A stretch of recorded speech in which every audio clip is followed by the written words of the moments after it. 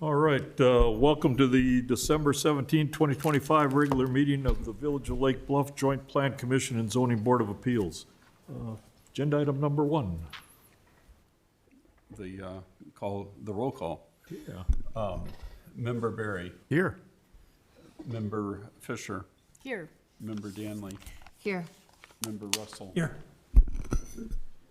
All right.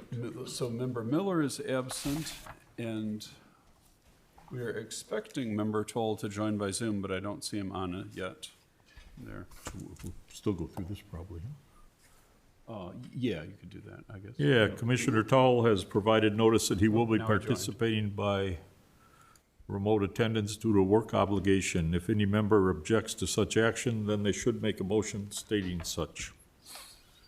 As there is no objection from the board, Commissioner Toll may participate remotely via the board's unanimous consent. Thank you. And I do see Member Toll has joined the Zoom. Okay.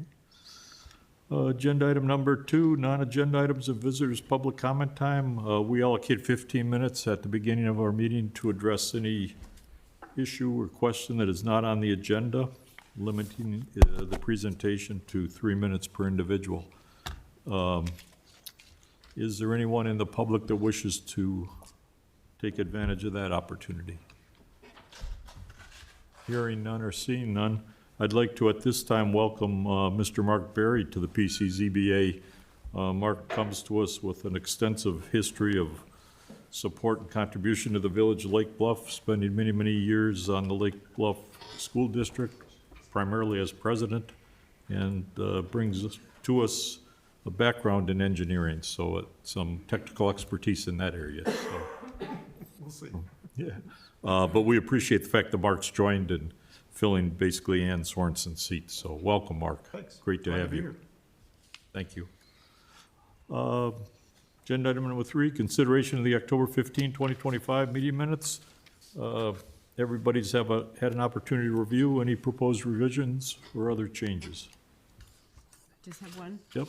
On page 2, up at the second full paragraph, Member Fisher made a motion to approve the August 20 meeting, and Member Fisher seconded the motion. I don't think I can do both, so. Okay. I don't remember which one I did, but not both. Thank you, Deb. Sure. Yep, we can review the video and figure out who made the motion if no one here remembers. And then for this, the same page under item number 4, the third paragraph down, there's a line that says install a shed 10 feet from an unincorporated right-of-way, and that should say unimproved right-of-way. Thank you, Member Russell. Right there, should be unimproved. Any other proposed revisions? Hearing none, could we have a motion, please? So moved. Motion to approve, is there a second? Second. All right, all in favor? Aye. Aye. Motion carries. All right, agenda item number 4, informal review, revised plans for the Lake Bluff Yacht Club. Mr. Croak, do you want to give an overview if we have one, or? Sure, yeah, I can give a brief overview. So the yacht club has been in this location since the 60s. They had to move out for a couple of years so the North Shore Sanitary District could build a storage basin under their site. They have a license agreement from the village board to use this since it's village-owned property. And they were here last year for approval of a plan. We refer to it as a Rio development plan under the zoning ordinance. And received a positive recommendation here and then approval of the plan with the village board. They are back tonight to have an informal discussion because they're considering the possibility of applying for an amendment to the plan to alter the main building inside their compound, but the overall footprint of the compound would stay the same. And in your packet,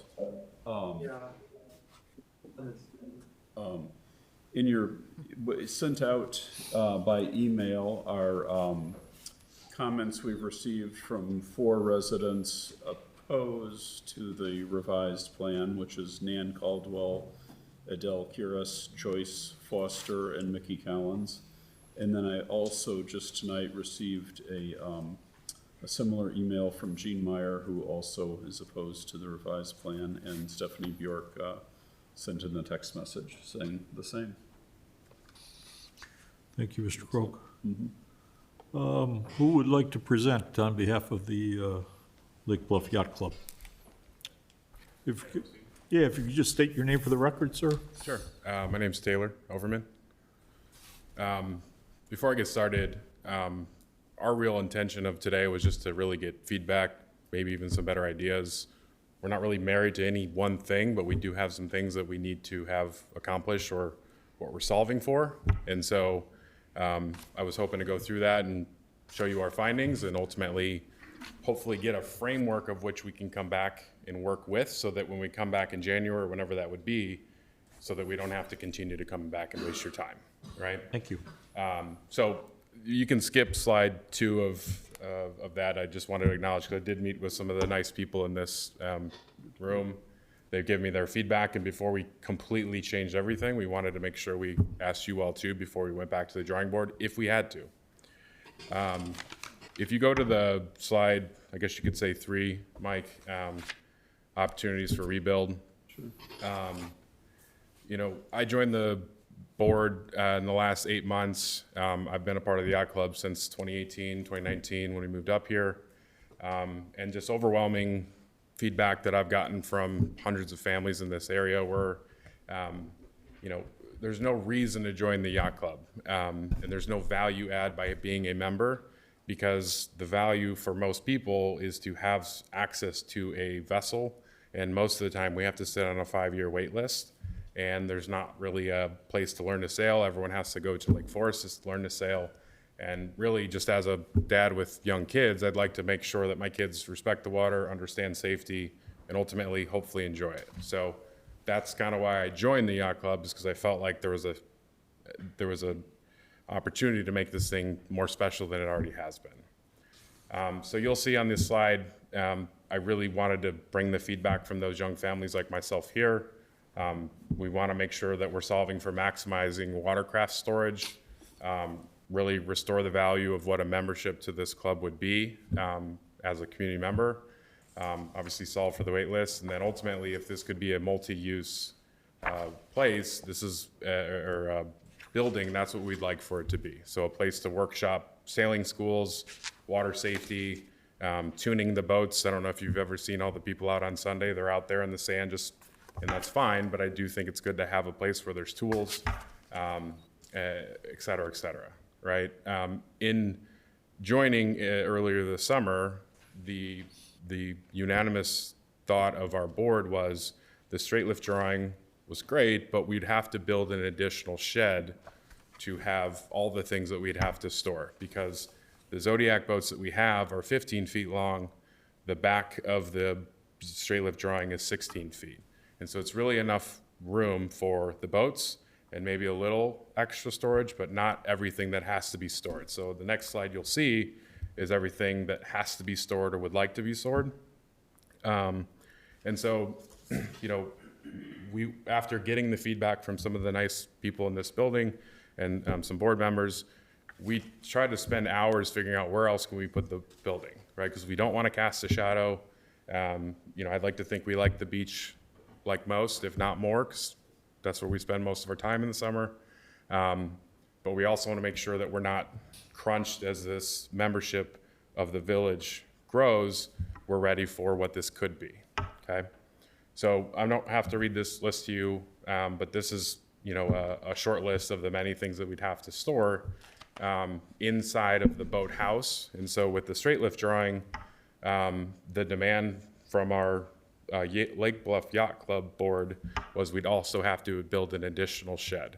So in our eyes, we thought it would be better to go up, given there's a 100-foot hill behind it, than was to go out or build in another building on the footprint, because that's taking up more additional space for another rack for more boats. So that's kind of how we got here, because we just fundamentally couldn't figure out how to squeeze everything where it should be in all of the meetings we've had in the last 7 months, okay? I want to make sure I address some of the feedback we've gotten from the last 6 to 8 weeks. You know, community members said that this should be a storage-only building. I think we'd really like, if it's gonna be something, we'd like to be able to use it for multiple things, not just one thing. The feedback was also, let's make sure that we don't block any view. We want it to be open and airy. We certainly don't want to make the beach obtrusive and have the entire beach shadowed. So we did do a shadow drawing, honestly, for our own good, because we don't want to cast a shadow over the beach. It's not our intention. But at the same time, the feedback was to say, make sure that we have a 7-foot privacy fence instead of a picket fence. And we've been told by the people who make the fences that because of where it is with the wind load coming off the lake, that we can't have a privacy fence because it will blow down immediately in the first storm we have. So I'm not really sure how to take some of the feedback sometimes, because it says we want it to be open and airy and breathe, but we also want to have a 7-foot privacy fence that blocks everything because the boats are messy, okay? And then, you know, I think, you know, I'm happy to go over the other things that we were told, but I'm going to stop there just because we can talk about it later.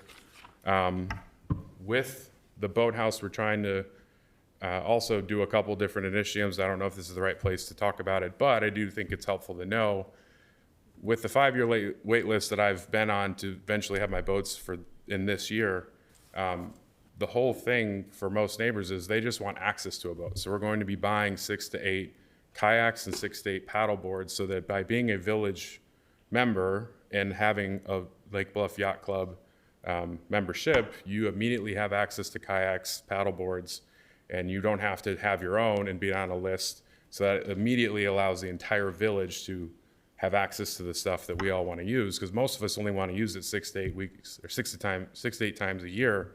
I don't think we really want to own it, do the ongoing maintenance, store it in our garage in the winters. They really just want to have access to it, you know, a couple times a year when they can get out to the lake. So I feel like that's immediate value add because, you know, the village itself's been concerned about the out-of-town members to our group, and I don't really know if it's because there's a lot of them. It's just there's not a lot of people in the village that want to join our club because there's no reason to if you have to own a boat, and if you do own a boat, you have to drag it up and down that hill, which I don't know if you guys have done that, but it's pretty tough. So ultimately, I think we want to just create a program that allows the town to access the lake in a better way, and this is our best way to solve it. But if anyone has any better ideas, we're certainly not against it, okay?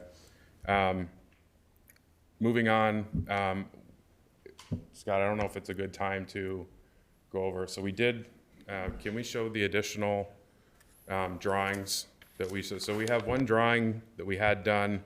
Unfortunately, our builder is in the hospital today, so he was not able to join us. He fell down the stairs, and he's going to be okay, but I was hoping to have him here to explain what he built for us. Mike, there was a drawing that showed the actual physical picture of the boathouse that I sent along with the shade study videos. Do you have that? Oh, sure. Yep, let me see here.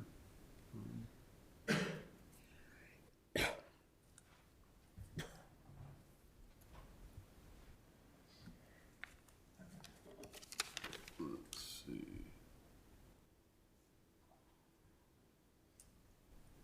Is it titled Former Yacht Club Entrance? No, that was the original picture. I can send it to you if you want. Oh, sure, yeah, that's. Do you guys have it?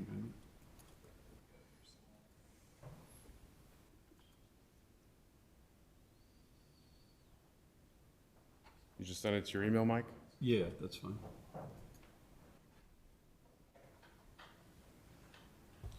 All right, it's on its way. So we went down there and took a picture of the beach, essentially, this last week. And we had someone who's more talented than I am, just basically place the structure where we'd like to put it. Because like most members, we don't want it to be obtrusive. We don't want it to be bulky. We don't want it to block anyone's view. But at the same time, with the footprint we're given, we're very scarce of how we can use it. And at the same time, the back half of it is covered with manholes that have to have immediate access to the tank under it. So, you know, we thought when we got the feedback 2 months ago, it was like, oh, easy, we'll just place it in the back. But by placing it in the back, it's a non-negotiable or non-starter, you could say, because we would be covering the tank access points. So we really couldn't find a better place to put it. And we really don't want to build another shed structure when there could be a boat rack there. So we just felt like if we don't cast a shadow over the beach and we could go up, that was the best way for us to solve it. But so that is essentially what we had drawn. You know, we did our best to make it as accurate as possible so that we could make a sound decision or give people at least an eye of what it would look like.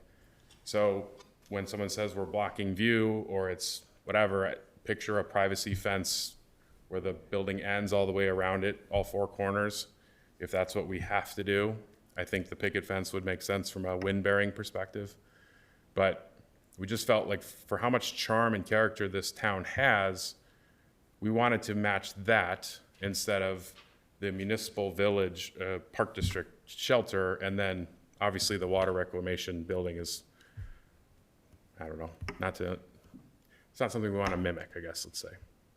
So, Taylor, I'm sorry, could I ask you a question? of course, You're aware that your drawings all show that that structure is going to be 14 feet east of the face of the east shelter okay, and 14 feet east of the North Shore Sanitary District buildings. That picture right there looks like the structure's in line with the faces of the other buildings. You've got it 14 feet back from where all your submittal material shows it's going to be. cool. I'll edit it, and if it's not accurate, I'll go I just back. want everyone to understand that, because that's a very important Of course, issue for some of us, is a large structure that is forward. Fair. And all other material, except for that photograph, cool. shows it's supposed to be 14 feet east. Yeah, I didn't make it. I'll certainly go back and have them double check. I'm sure it's a little bit maybe it's not 14, but to the best of our ability, that's what we tried to do. What I want to show next is we had a shade study done for June and July and September. We can do every month. We just felt like the majority of people are sitting on the beach between those months. And again, ultimately, I don't know what to make of it. I'm going to let Scott talk a little bit more about what you found from this, and would love feedback on it too. Hi, Scott Shapey. I'm a longtime member of the Lake Bluff Yacht Club. And, so these videos you can see from the upper left, each second represents 2 hours of the day, and there are 12 frames per second. So every frame is 10 minutes, essentially. And if you, as it steps through, you'll see at some point, shortly before there, you'll see the shed start to cast a shadow to the east. That happens about 2 o'clock in the afternoon or so. And then for June and July, the shadow of the shed is quickly caught by the shadow from the bluff, and that happens at 5:30 in June and July, and at 5 o'clock in August. As best I can tell, using the shelter as sort of a east-west measuring tool, at its maximum, the shadow from the shed comes out 20 feet in front to the east of the shed before the shadow right there. That's comparable to the depth of the shelter, which is about 20 feet. So there's about an hour and a half of the day where the shadow goes, say, more than 10 feet from the shed, that last 10 feet of the day. And the three videos, there's one for June, one for July, one for August, and they look very similar. Just, you can tell the slight southerly shift of the sun by August and a little bit earlier, but because of the slope of the roof, the shadow is not nearly as significant as you pointed out last time, and also it's been moved, the peak has been moved, George. So from your poll, your demonstration. That poll was a physical measurement that was taken on a arbitrary day. Yeah. It wasn't, I didn't make up the number. No, I was saying that this design has a more slanted roof, so it's not peaked as where I think your pole No, my poll was at the ridge line. of, Wasn't at the front face of the building. of this building? Correct. Of this design? Correct. I thought, I believe that this peak is slightly changed from the original. You mean by this month? but also Not shifted- counting. But also shifted, Farther west. shifted west.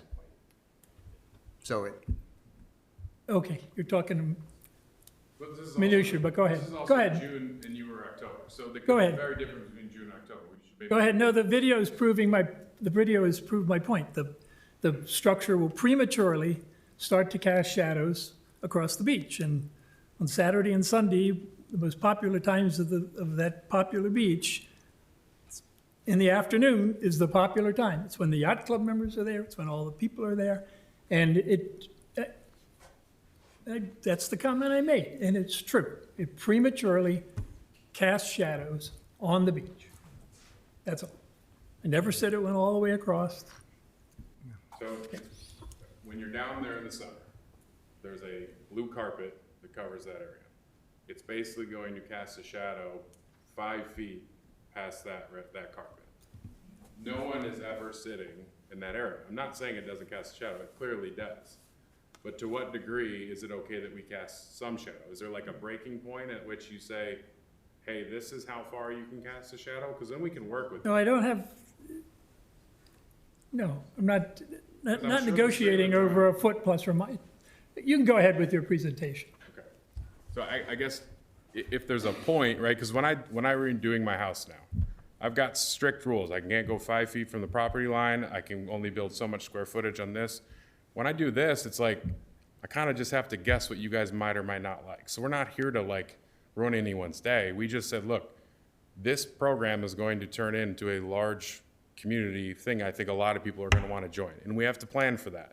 And we'd like to make sure that there's boats and things that the village would like to do, because this whole town is built around being next to the water, and we'd like to create excitement around that. If we found that we were going to cast a shadow over the entire beach or create a blocking a view, I just don't know what view we're blocking other than just looking up at the bluff. And if that's the argument, then why are we building a privacy fence that's also blocking a much larger view all the way around?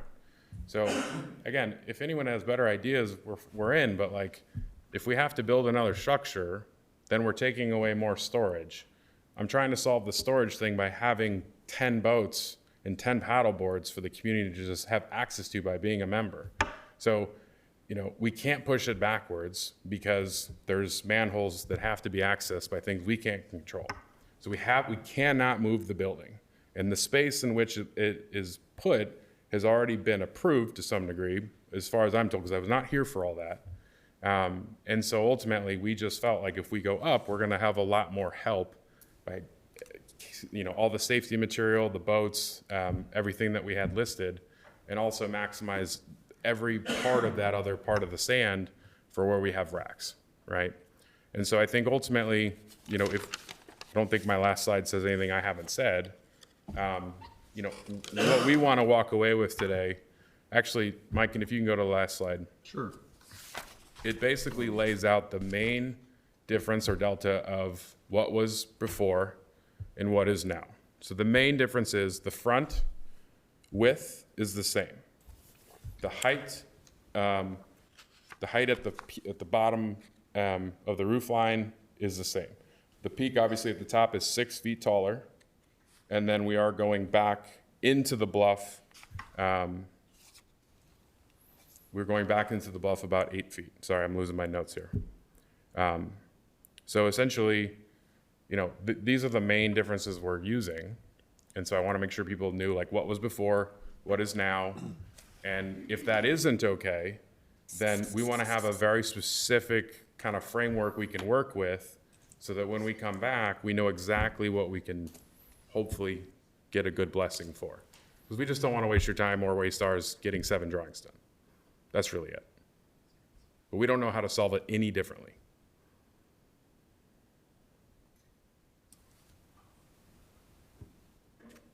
Miss anything?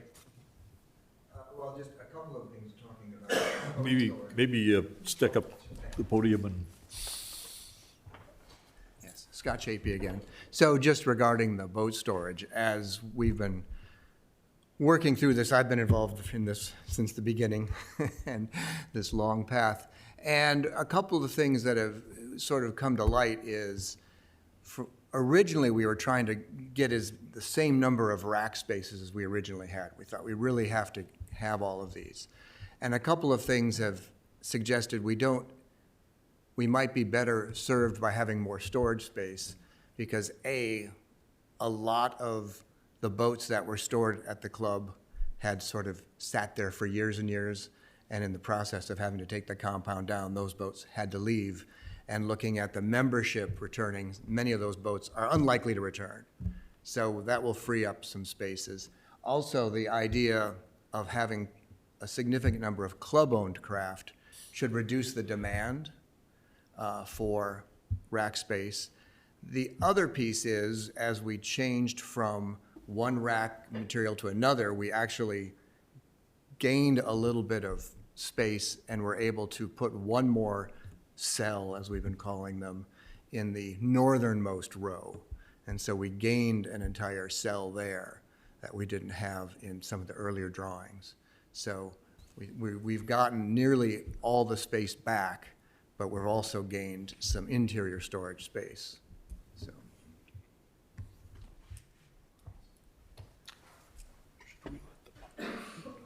before we discuss. Yeah.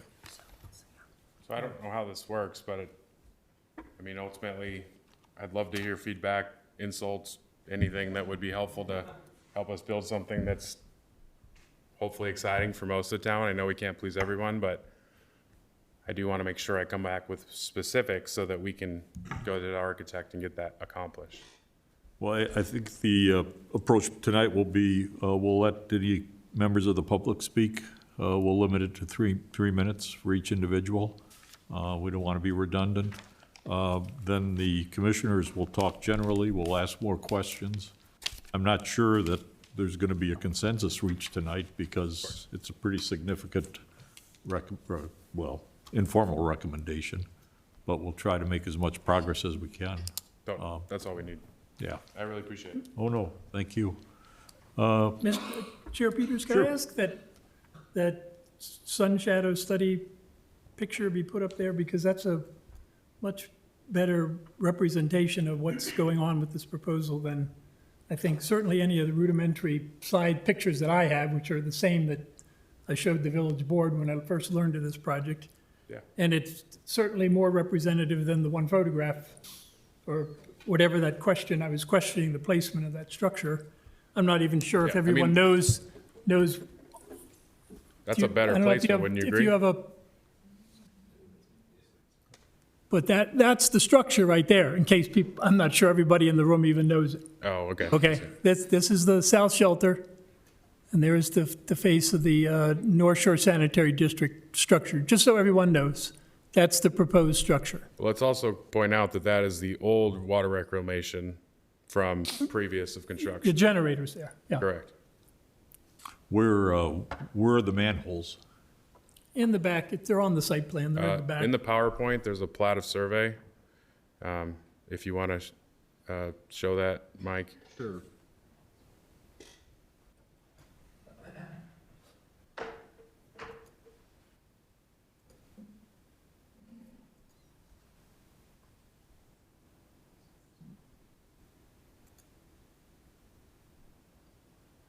It's yeah. Well, yeah, go one more down. That one. So the far back, you see the, if I can walk here. Here. Oh, I see. We put it here. We said that would immediately get rid of any shade problem, but we can't build on top of that. We were told that there's a high likelihood that we can put additional racks there as long as they're immediately removable, because the racks aren't gonna be in the ground. Right. We're gonna take them apart, we pull the boats off in about 90 seconds. So if they have to get in there quickly, we've got a 12-hour notice, we get it. So we just don't know where else to put it, because we put it back here, then we're eliminating a lot of rack space. So the whole goal is to maximize rack space. And if it's gonna be up front, we want it to be aesthetically pleasing. So we spent till midnight trying to figure out where else to put it, because the feedback we got was great. But I just can't think of a better way to do it, because half the ground is not, you can't build on half of it. Yeah, Can I ask a Mark, sure. clarifying question? I don't know if I'm stepping out of line. no, that's fine. Comparing, what I was wondering about was compared to the structure that was torn down.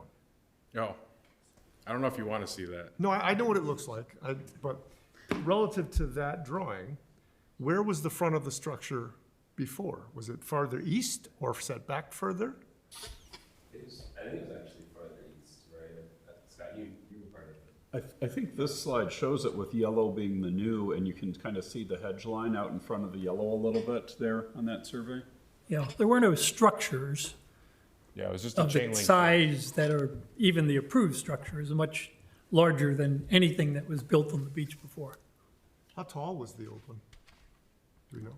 The- Do we know how tall the roof line on the old one was? They were just sheds. They were sheds with flat roofs, Garage that was in the back corner, but that was 10 feet. back behind the shelter at that point. Yeah, maybe 10 feet of bushes. I sent those drawings, or the pictures, I don't know if you care to show them, but just give people a reminder what it looked like. Yeah, I could pull one up, I think. So it was certainly shorter, but it went out farther.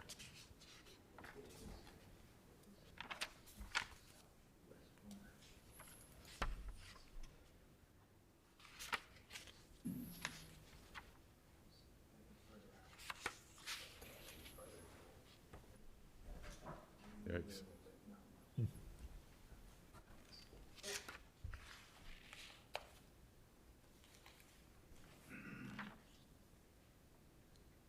I thought I selected it on my screen.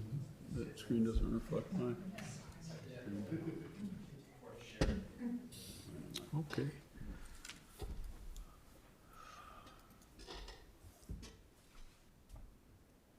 Let's see, here's one view that I have here. There's a zoomed out one too. Yeah, How old is that? It was built in 67? I've been here 4 years, I've never seen it. It was torn out, it was the water, I don't know that. Yeah, that helps you. There was all those bushes.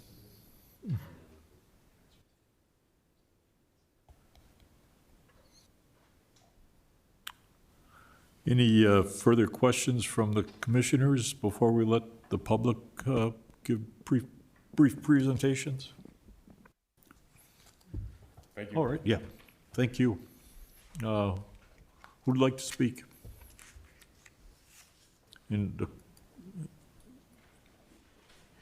Yes.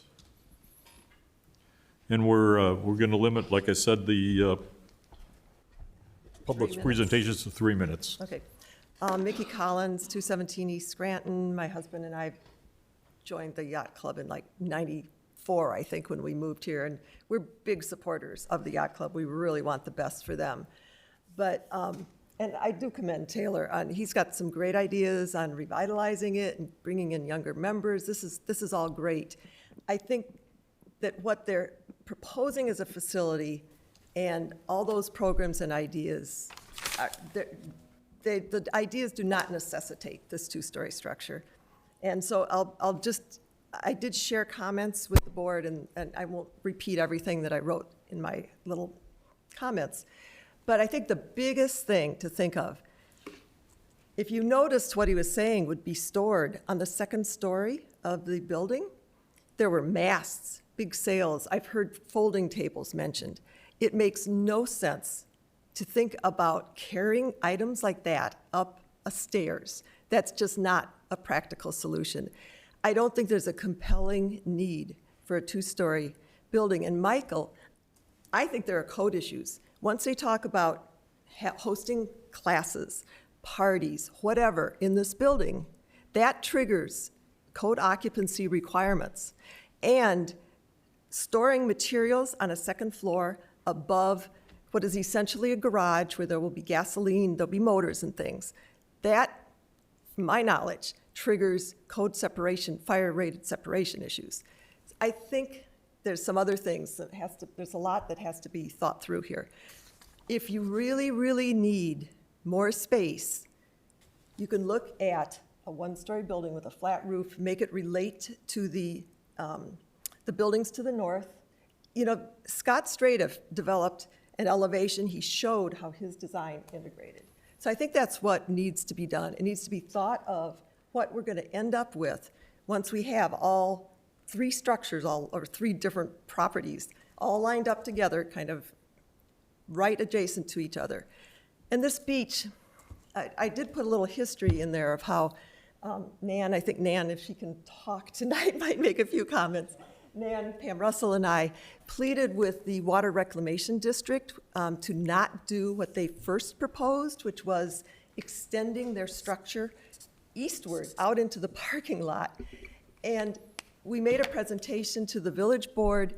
I can't commend the Water Reclamation District enough. They came back with a totally new design. They pulled everything back. They found a way to hide. They were going to leave that generator out there, that shipping container with the barbed wire around it.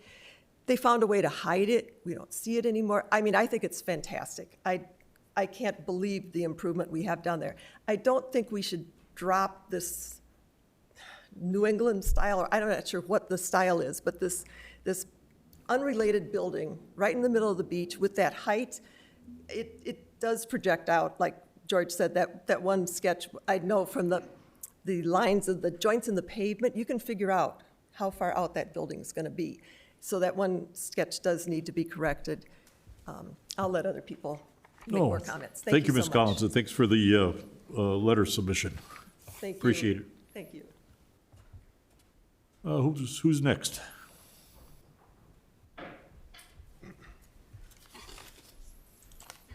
Good evening. I'm Nan Caldwell. I've spoken here before about the fact that Lake Bluff Beach is the most treasured asset in our community. It is beautiful. And those of us who use the beach a lot, every single day we enjoy the beauty that is the sand and the rocks and the water and the nature of the bluff, the prairie ethos of that area. And whatever gets built down there really should enhance and complement that ethos. And if it doesn't, we're going to live with something like that for the next 100 years or 60, whatever it is. It's going to be a long time. Whatever we do can't be undone. So we have to do it sensitively, do it right, meet the needs of the yacht club. The yacht club is a valued entity in our community. It's a community builder. Everything about a club that builds community, gets people out of their houses, gets people together, gets people to meet each other, gets children involved and active in the out of doors is a really good thing. That's a huge value to Lake Bluff. But we do have to figure out how to help them find creative solutions so that we don't have a two-story building right overlooking the sand that would be imposing. It would feel giant. It would feel like it's just towering over you. It's nothing like what's down there already. It would feel very different. And having something that architecturally complements and matches and mirrors the style of the shelter would be really good also. I think that would be pleasing to people. There must be ways to provide for the storage needs of the yacht club without building a second story. I'm thinking hoists, ways to get things up into the rafters without having to climb upstairs. If you've ever tried to wrestle a table up a staircase that has to turn a corner, it's not easy. Mm-hmm. But anyway, I'm also a supporter of the yacht club, and I understand storage needs. I've lived in tiny houses where I've had to eke out every tiny little place to creatively store things. But I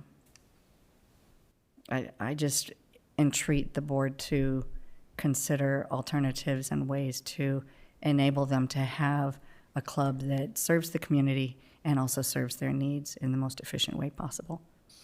Thank you. No, thank you, Ms. Caldwell, and thank you for the written submission. Appreciate it. Who's next? Ms. Russell? Pam Russell, 448 Gurney Avenue. I'm just going to make it quick. I just think I ask that you find a solution that's not a two-story solution. as Dan and Mickey stated, when we spoke to the North Shore Reclamation District, part of it was coming around that corner, you know, seeing the view south, and if that view south with this building 14 feet further east goes up 2 stories, all of a sudden it ruins what's been accomplished so far. So, yeah, work on finding a way to do all the things you want to do with a lower profile, please. Thanks. Thank you, Ms. Russell. Anyone else? All right. Mr. Russell, you'd like to proceed? Yeah, I am also a supporter of the yacht club. Wait 1 second. Spent many, many hours, that very detailed sketch, site plan sketch that you put up there is my work. I want the yacht club to succeed. I truly do. But I think that putting a 2-story structure, 20 feet high, on the edge of our beach, out in front of all the other structures that are there, is very harmful to the aesthetics of our beach. Extremely harmful. It doesn't need to be. Most of the stuff on your list can all happen under a 1-story hip roof structure like the south shelter that's there. Doesn't need to be anywhere near as bulky. I'm going to run through some really quick things, but you've covered a lot of ground that Sure. all of the fellow members, I don't even think were aware of this issue until 3 days ago. I became aware a month ago, but I learned that it had preemptively gone to the Architectural Board of Review and possibly wasn't even coming to the zoning board till I questioned why not. So here it is, but let me try and run through some things very quickly.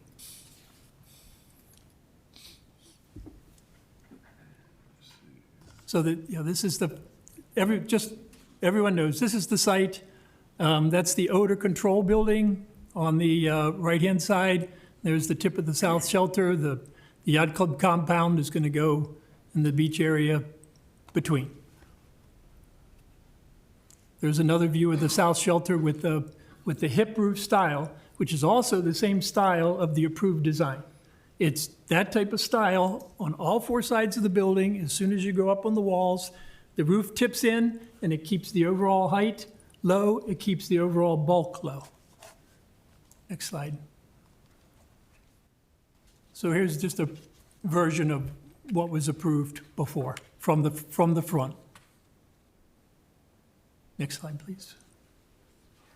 And here's this is your older drawing. I was actually, given our comments, very disappointed to see that you have increased the side of the shed dormer, increased the width of it by 6 feet, and then now the shed dormer extends all the way up to the roof. That only adds more bulk. Just very disappointed to see that happened in the last 4 weeks. I know you've added some windows also, but anyway, that's the view looking south towards the sides of this proposed building. That would be facing north, right? That's the view looking south. Sure. If I misspoke, I'm sorry. Next slide, please. And then here's a view of the front. That's what I was speaking of. The shed now, in your most recent drawings, you've widened it by 6 feet, and you also have taken it so that it goes up to the ridge line, adding more bulk. We've made it wider this way? Wider that way by 6 feet, and that's the difference between your drawings that you turned in last week and those drawings from a month ago. So, Same 30-foot north-south. Yeah. no, the shed dormer on top has increased in size, Oh, yeah. adding more bulk. Anyway, But what go does ahead, that go ahead. affect? Does that affect sun?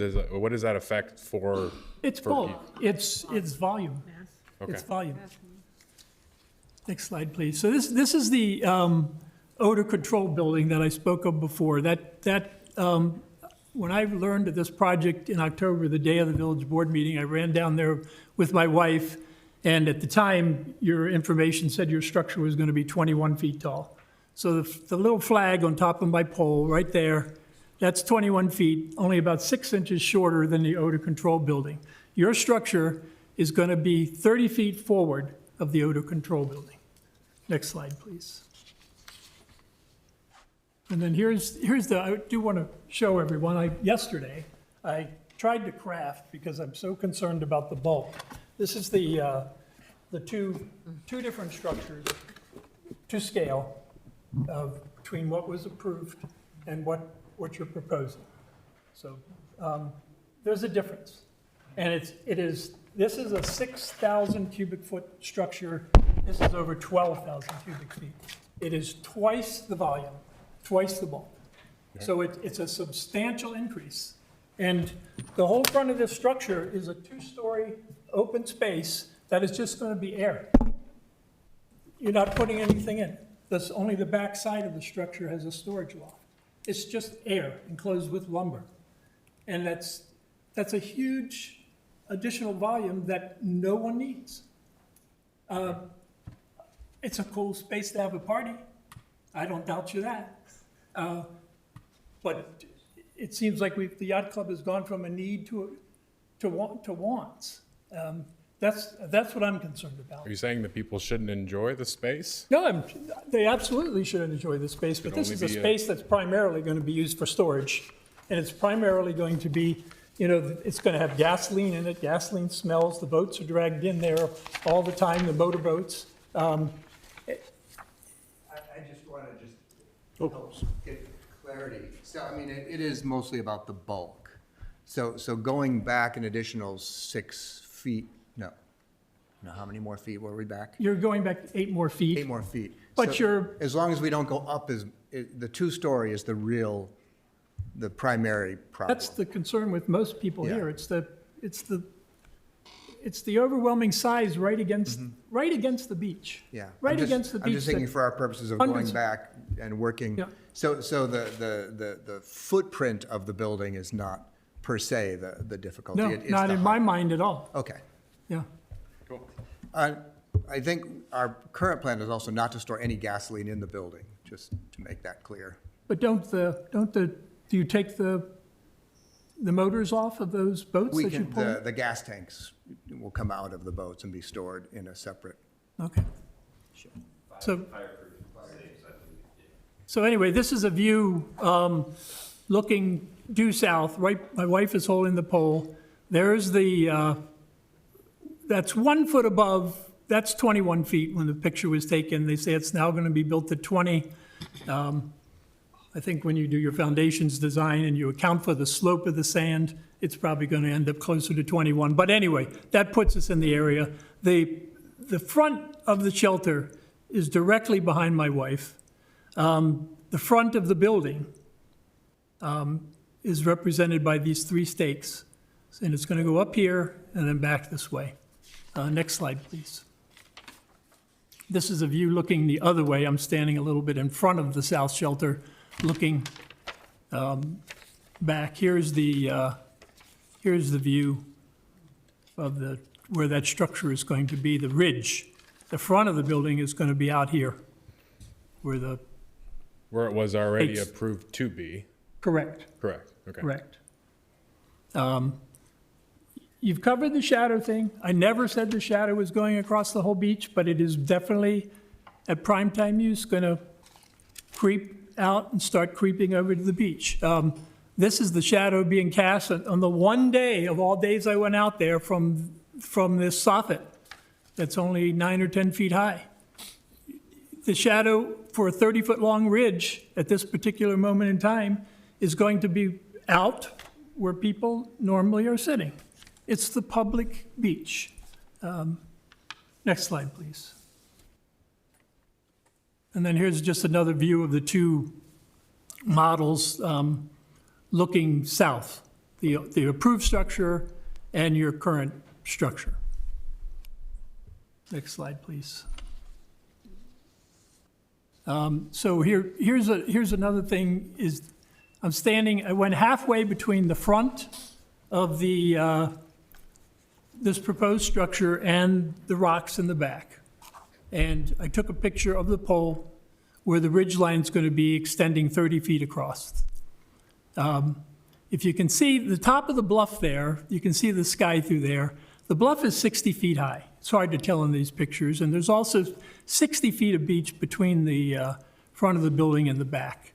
So I just want to point out, when you're out in the middle of the beach and you have a 30-foot width, you're completely obscure. When you start getting into structures that high, you completely obscure the trees, at least down on that are within the bluff height of 60 feet. And clearly they extend above that. But then the next picture, Mike, you get closer, and the sight line is, if you're standing out right in the middle of the center of the beach, you've totally obscured the bluff. It has a big impact on the views, having a tall structure. The other point I'd like to make, just to clarify, when you have this type of structure, the ridge of this structure is 30 feet long at that height. When you have this type of structure, this is only 13 feet long at a reduced height also. So the difference in the type of structure makes a substantial difference in what you're being impacted by when you stand out on the beach. So and you'd asked the question earlier about the size of the height of the structure. Yeah, I personally, if you want to have a 24 by 30 foot wide structure and you keep it a hip roof and you keep it at the same height, I mean, that's actually going to be better. It'll push the ridge line a little bit back, as long as you keep it at the same height. It may not match the slopes on the shelter building, and some people may not like that, but in terms of a bulk issue, which I think is the biggest issue with everyone here, but you've got to get everybody's feedback, because everybody may disagree with me, and you may be designing a building tomorrow, for all I know. So let's see. I guess the other point I want to make, if Gary comes out to the beach and he sits in his lawn chair right where he's sitting right now, this ceiling, just to give you a perspective, sitting on the beach, this ceiling is 14 feet 8 inches high from the floor to the roof. So the ridge of your building is going to be another 5 feet higher than that. And if he's 20 feet in front of your fence, out clearly in an area on the beach where people would sit, he's going to be looking at a ridge that is right across here where my green dot's going, 5 feet higher than this ceiling. That is overwhelming. And once again, what's in front of this building, this high building? The whole front half of your building on the second story is just air.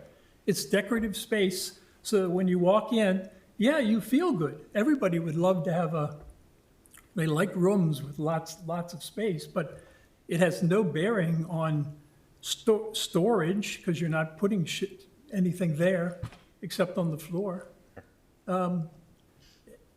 I just don't get it. Our beach is such a treasure, and so much work has been done over the last 5 years. If the beach looks the best it's looked in 110 years. And I think you're making a mistake. I support the yacht club, but you're making a mistake by doing this. Thanks for the feedback. Oh. I guess one thing I'll ask of you is, if we were to come back with a similar aesthetic, perhaps not a hipped roof, but 1 story, would you be willing to consider? Yeah, of course I am. Okay. Of course I am. I do think you need to research, too, the back area there where the manholes are. With the amount of money you're going to spend on a structure like this, you could have some really nice portable trailers that you could store an awful lot of sails in, that would be, and tables that would be so much easier to pull out at ground level than to go up these stairs to the second floor. And if they're on wheels, if the trailers need to move, you pull them away for the North Shore Sanitary District. I don't know how many things you've thought of, but I can't believe that you couldn't get some really nice trailers at less cost than putting a second story on this building, in this footprint. I think you're just trying to eliminate or add more racks than more structure, I guess. So going up. You're suggesting something parked in that corner that we can just move out with Yeah, or several nice trailers. When you really get down and look at the cost of building this structure, that's all I've heard for 2 years from the yacht club is we don't have enough money to do anything. I mean, you told the Architectural Board of Review you possibly weren't going to put covers over the boats for several years because you aren't going to be able to afford it. So the top row of boats is going to have, all the tarps, I'm sure higher than the fence. It just doesn't make sense to me. Okay. I don't know if trailers will work because it's going to eliminate all boat storage, but that would be tough. Yeah. So, Thank you. Yeah, thanks thank for you, listening members. to me. I see there is a member of the public on the Zoom, and I just want to mention that if you want to speak on this item, press the button to raise your hand, and we'll call on you.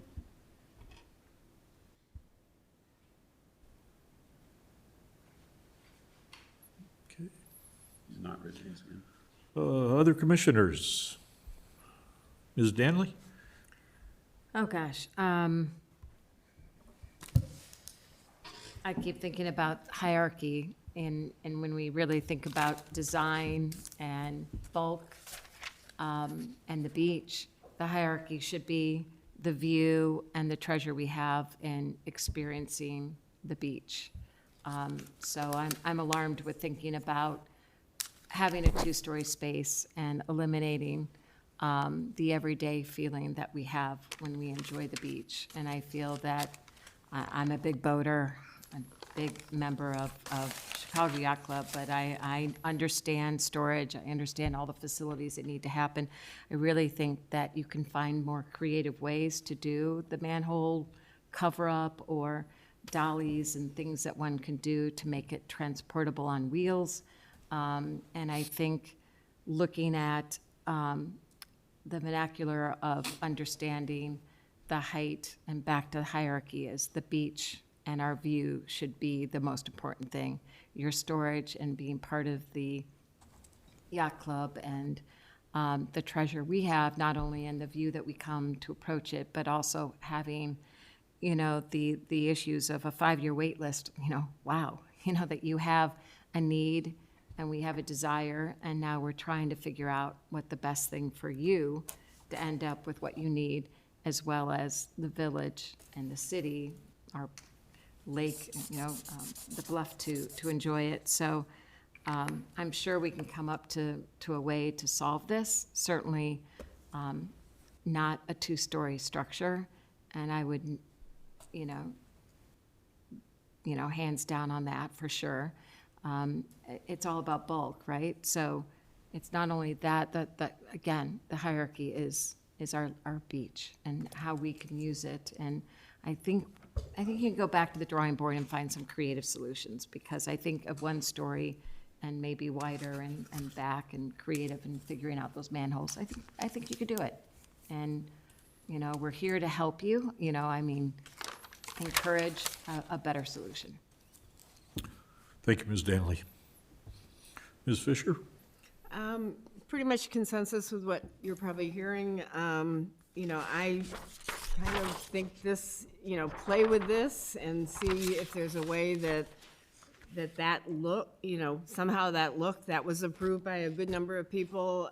I know you've identified what some of the problems are there, but you're hearing that it's the 1 story, it's the massing. It's, if you just think of it as the things that add bulk mass to the beach and can work with the 1 story.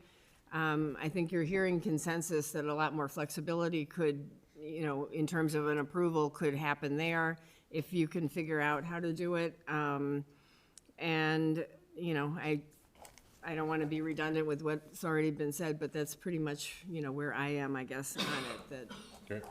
Sorry, can I just, clarification, what you were holding up was the prior. that was the prior one, right?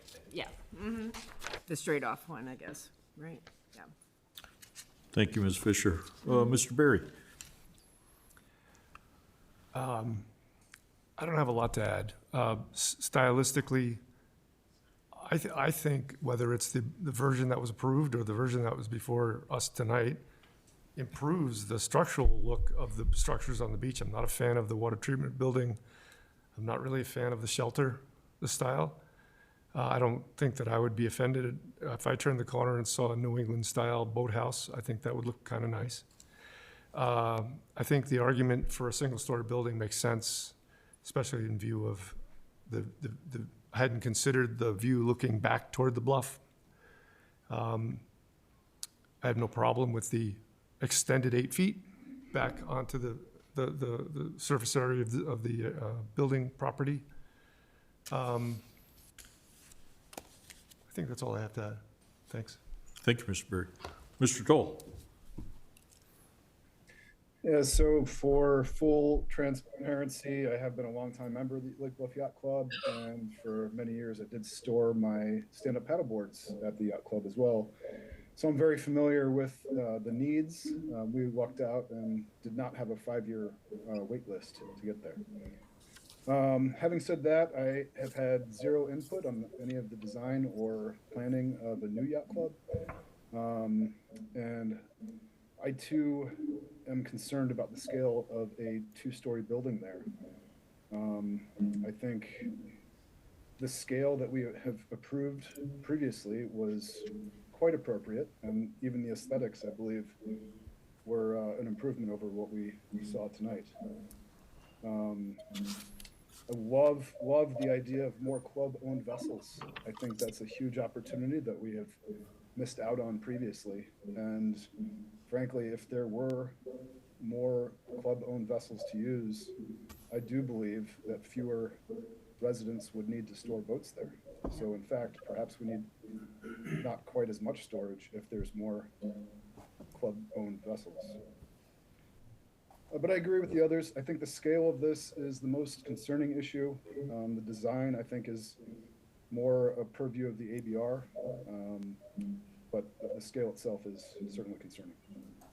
I do want to thank George for all his work. Clearly, the studies that he put together and the time that he put into this has definitely informed our decision making. And so, thank you for that, George. Thank you, Mr. Toll. I guess just one preliminary question. The extension 14 feet beyond where the park district facility is, or the sanitation district, why is that? What's the history there? Why is it the front of the proposed structure parallel to? It was an attempt, in my view, it was an attempt to give them the same, at least the same footprint area that they had before. So yes, the actual front of the compound, the fence, was 8 feet forward of where it's currently now proposed to be. But because of that, we talked to the park district, I talked to the park district and asked them not to object if we allow the yacht club to move 20 feet further south. So you've got almost an additional 1,200 square feet of land that you didn't have before. It's now, the compound's now only going to be 10 feet off of the shelter. So if there's any discussion about pushing, right, so we traded it off from the front and put it on the side. So was our But if footprint, we can't, in my view, to then pull it back out 8 feet, that south border of the shelter compound would be so far forward of the corner of the shelter, it would look terrible. So I'm not sure if Mark was aware of the history that it hadn't been mentioned in the presentation tonight. The south border has moved 20 feet to the south. So it really is going to crowd on the south shelter. So if it would go back out to the east also, it would really stick out in front of the south shelter. These footprints are the same in last year's version and this year's version, but we're comparing it to the original yacht club. Was smaller. To the yacht club that existed before the North Shore project started. Right, the straight-up design and the current one were the same. Oh, yeah, they're the same footprint. Right. Yeah. was our footprint prior to the construction, was it farther east than it is approved today? Yes. Okay, so we did go into the bluff a bit, by 8 feet. No, what we did was, you were given a 20 by 60 foot patch of land to the south that goes towards the, Right. you were given 1,200 square feet to offset the square footage that you lost on the east side. Right. So we did come in to the Bluff a bit in comparison. And then I do actually believe you could take more advantage because the construction dug into the bluff. So I think there's a couple additional feet in the back also. So I don't want to take everyone's night, but I guess ultimately, I think from our board meetings, we're very married to the aesthetic of the boathouse. We really like the choosing of how we built it. You know, second floor, we get rid of it. We build more of a normal, what you call it, normal roof, but like a garage roof, more so than the hip roof. Is that a compromise you'd be willing to consider? I know I'm not trying to hold your hand to the fire, but I don't think the hip roof is something that the board would like. So I think if we were to come back and with a 1-story, I think the dormer is something we really like. I understand that it's, you know, but if we came down a floor, so losing 3 or 4 feet at height, you know, is that a compromise you guys are willing to understand? I don't know if you can answer that or not, but if we're gonna go get drawings and bring them back in January, I'd like, you know, I don't know how to do this, so. Yeah, I guess, The question, like, I mean, can you, I'm go interrupting, ahead, but go. if you looked at this drawing, the one that was approved, and you really question yourself, like, what is it that is not solving your program? And can you work with that 1-story? Can you make it, like George was saying earlier, you know, does it, if it needs to be wider, you know, maybe it's really about understanding the program and not like the wants, but the needs. And can you work with what was approved and work that width and depth instead of this dormer idea or instead of a 2-story? Like, how about you just come to us with that idea of the vernacular is working more in what was approved, Yeah. and yet how does that program, your program, work within that? Okay. And what does that really mean? Yeah, One idea. yeah, I think that's, well, we can go with that. I think ultimately we don't want to go with it, so we'd be building something that we fundamentally don't want, and we're gonna go raise money to make this, you know, great, and we have a ton of support from the, you know, I didn't think I should bring anyone here today, but we have a lot of support from people who really like to see this aesthetically pleasing. So you know, if that's the way it has to be, that's the way it has to be, but I think that if this is gonna be here for a long time, we wanna make it look extremely nice. And if, you know, this is our way of solving that. So Yeah, I think we're coming down from the second floor, we'll do 1 floor, same footprint, still allows us to maximize vessel storage. You know, that's what we would hope to do. Can Okay. I ask a question? Oh, yes. Of course. Did George make mention that it had already gone before the ABR, this proposed plan? It did. It did. And I presume that they are recommending the design as presented? It was informal discussion, Aaron, so they just gave comments. They were, you know, mostly okay with it, but informal discussion, not a vote yet. Aaron, the feedback we were given was they very much like the idea and they'd like us to run with it. Really, the only feedback we got is, should we, because we were hoping to go with like a natural cedar that would weather and look like it's been there for 100 years, like a Door County boathouse. They just said, hey, would you consider painting it white or other things? We said, yeah, we're not, you know, so we came here for an informal review to figure out where to go. But that was really the biggest critique we got is lights and color. So other than that, they love the idea. Have their minds, I don't know if their minds have changed, but Can I just ask what the attachment is on the board part to a certain roof line as opposed to a hip roof or whatever? It sounds like that's an issue for you guys. the dormer, you said? Yeah. We just thought it would bring light into the building. It'd be aesthetically, you know, very nice looking.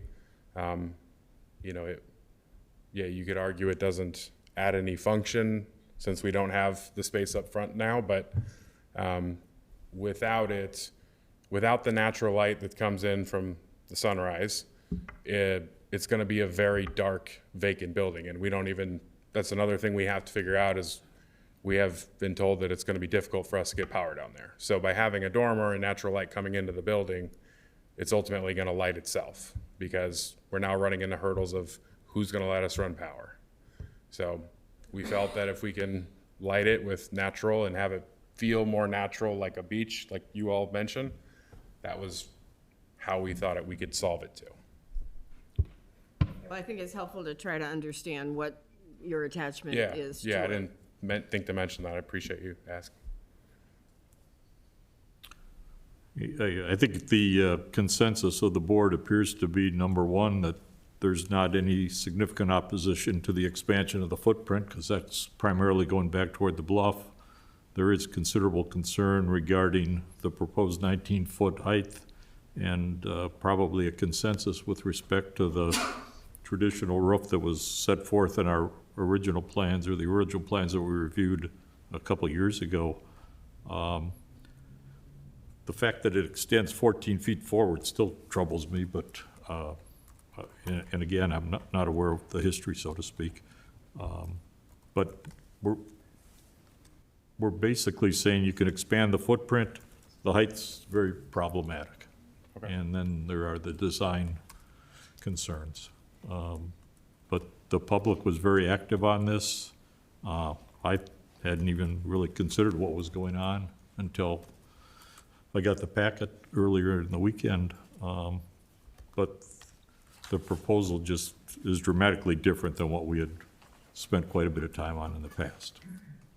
And I think from my perspective, you know, I love the fact that you guys are trying to broaden the audience, trying to do the club-owned vessels and stuff that, you know, maybe that can be solved. Maybe some of the events can take place in the shelter right next door. You know, I'm sure you've thought of a whole bunch of these things, but the more you can marry what's down there already, I think it's phenomenal for the community. It's just a matter of how do we get there in something that works for everybody, or at least for most, for Fair. most.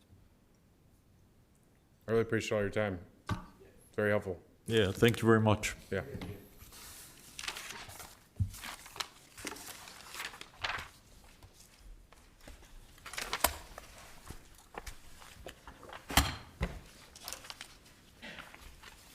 All right, what do we have?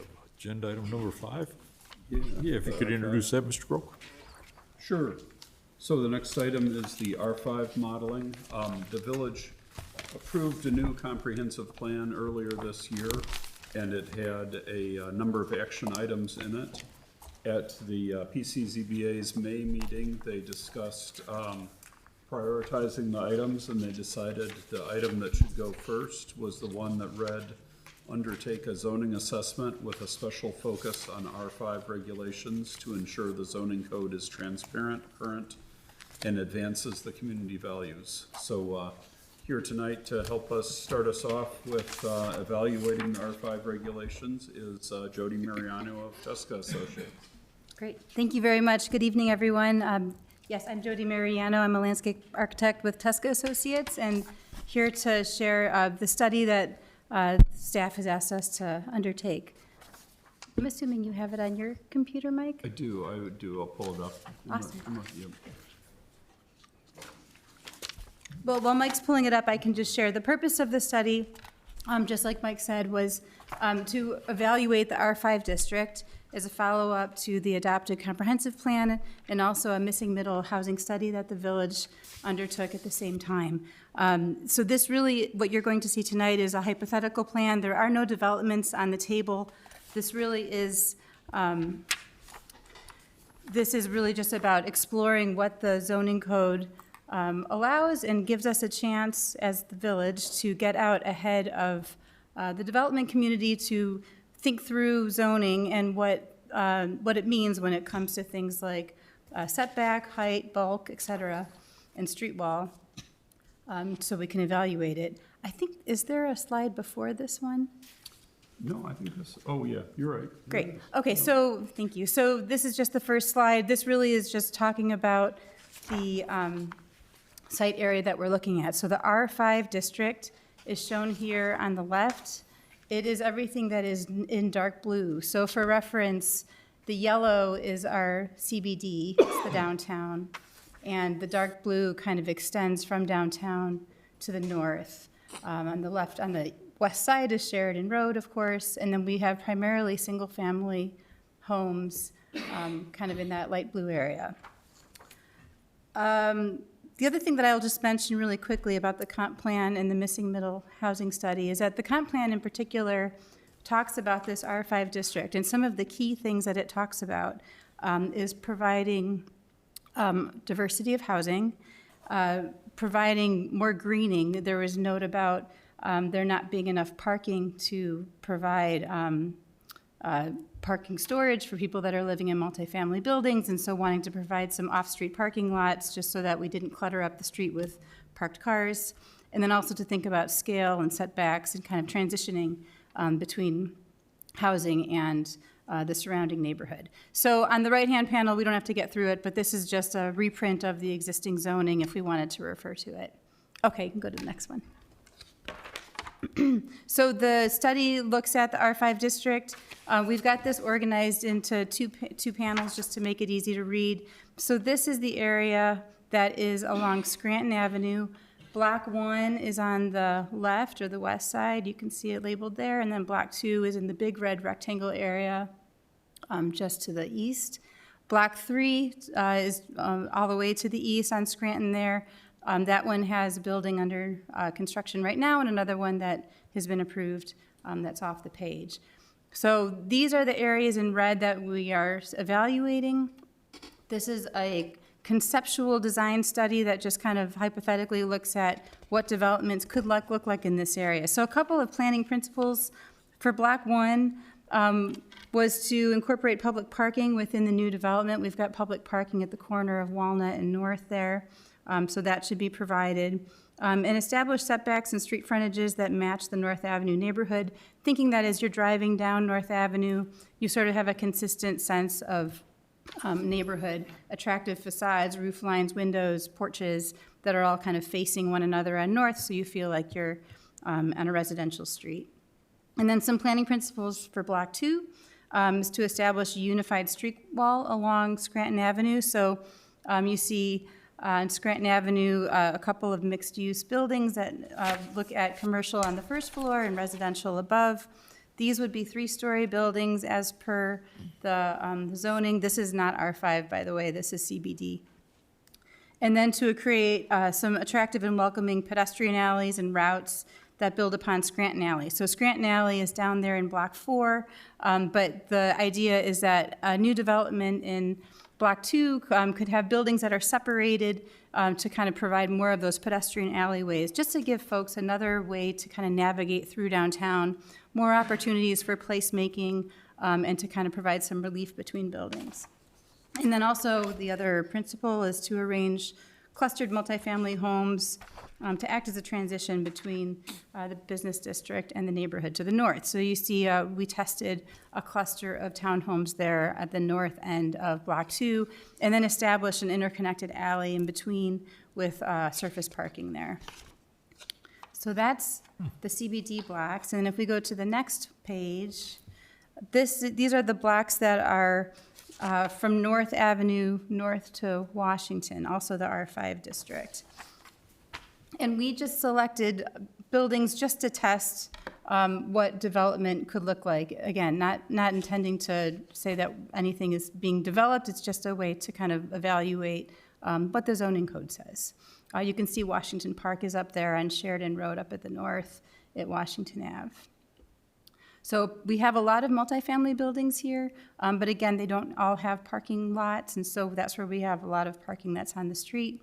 And so in the next slide shows a potential testing of multifamily homes. The thought is to arrange them so that there is a transitioning between higher density, closer to Sheridan Road, to lower density as we go to the east. So you see mixed-use buildings that are 2.5 stories are the larger blocks towards the west, and then 2-story townhomes towards the east. So that as you're kind of getting to the neighborhood to the east, it kind of, reduces in its bulk and scale. So the principles here were to establish setbacks and street frontages that match the Washington Avenue neighborhood, arrange the multifamily homes and the townhomes to be transitions between the neighborhood and Sheridan Road, and then also, just like before, to provide four-sided architecture and attractive facades that make the street feel like it's a residential street. The buildings are also separated more than the zoning code requires, just to provide more of those kind of green spaces and breathing room spaces in between buildings to make it feel less bulky. So the next set of slides really takes these two sheet concepts and it looks at them in 3 dimensions. So this first bird's eye aerial is existing. So each one is going to show you an existing one and then that design study so we can start to see what those developments look like. So just for reference, I think everyone's oriented, but you can see Scranton Avenue in the downtown blocks here at the foreground. Everything that's outlined in red represents those study areas that we studied for the for this design exercise. So this is existing conditions. This is the bird's eye view looking northwest. And then the next one shows what those housing and building blocks could look like in the area. So again, you see block 2 with those multifamily mixed-use developments that are kind of separated, lining up with Scranton Alley on the one side, and then that cluster of townhomes to the north, and then that transition of mixed-use housing near Sheridan Road, transitioning to townhomes to the east, up at North and Washington. And then the next slide is kind of the same kind of thing, just a little bit different view. So this is, you can see Metro Station on the left and Scranton Avenue in the foreground. These are our kind of study areas, existing conditions. And then the next slide shows the same buildings, just a different angle. So the next set of slides, I'm going to kind of take us on a walk. We're going to start at Scranton, and we're just kind of snake our way through the neighborhood. So if we go to the next slide, this is looking from the Metro Station in the foreground east to downtown in the R5 district. So you can see Scranton Avenue and Sheridan Road kind of in the foreground. That's block 1 buildings, and then you can see where the Innovasi corner is. The next slide shows the design study building blocks in white. So everything that's existing is gray. Everything that's been studied for potential redevelopment is in white.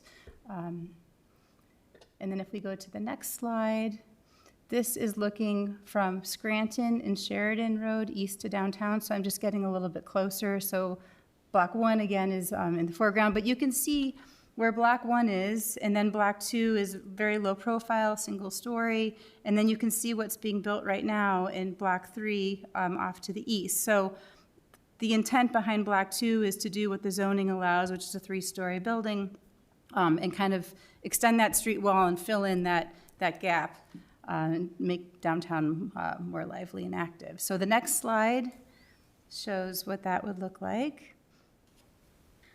And then if we keep going to the east to the next slide, this is looking from Scranton Ave and Oak west to the Metro Station. So what you're seeing on the left side in the foreground is the library. And on the right side, the buildings with the pitched roofs in the foreground on the right is the approved building that's not under construction. But the building just behind it is the condo building that's currently under construction. So the next slide shows that block 2 development off in the distance there. This is the view looking from Scranton and Oak north to North Avenue. So you can see the U-shaped building that's in block 2 in the foreground. And if we go to the next slide, that's another angle looking at the development with the townhomes behind it. Next slide. View looking from North and Oak. This is looking west to Sheridan Road. So downtown and the block 1 is kind of off to the left. The next slide shows that row of townhomes and multifamily And you can see that it's matching the setbacks that we have on North Avenue. Next slide. This is looking from north and Sheridan Road. Now we're looking back east to the neighborhood. So you can see on the right-hand side, we're looking at the back of the buildings in Block 1, and there's a small multifamily building there. And the next slide shows the design study that has some larger multifamily buildings. I will say we were trying to put ourselves in the mind of a development community member to say if we were to redevelop, it would probably most likely want to be something that's slightly larger than what's there, because why would you rebuild something that's exactly what you have? So we were just trying to balance out setbacks and bulk with what a developer might want to build. Next slide.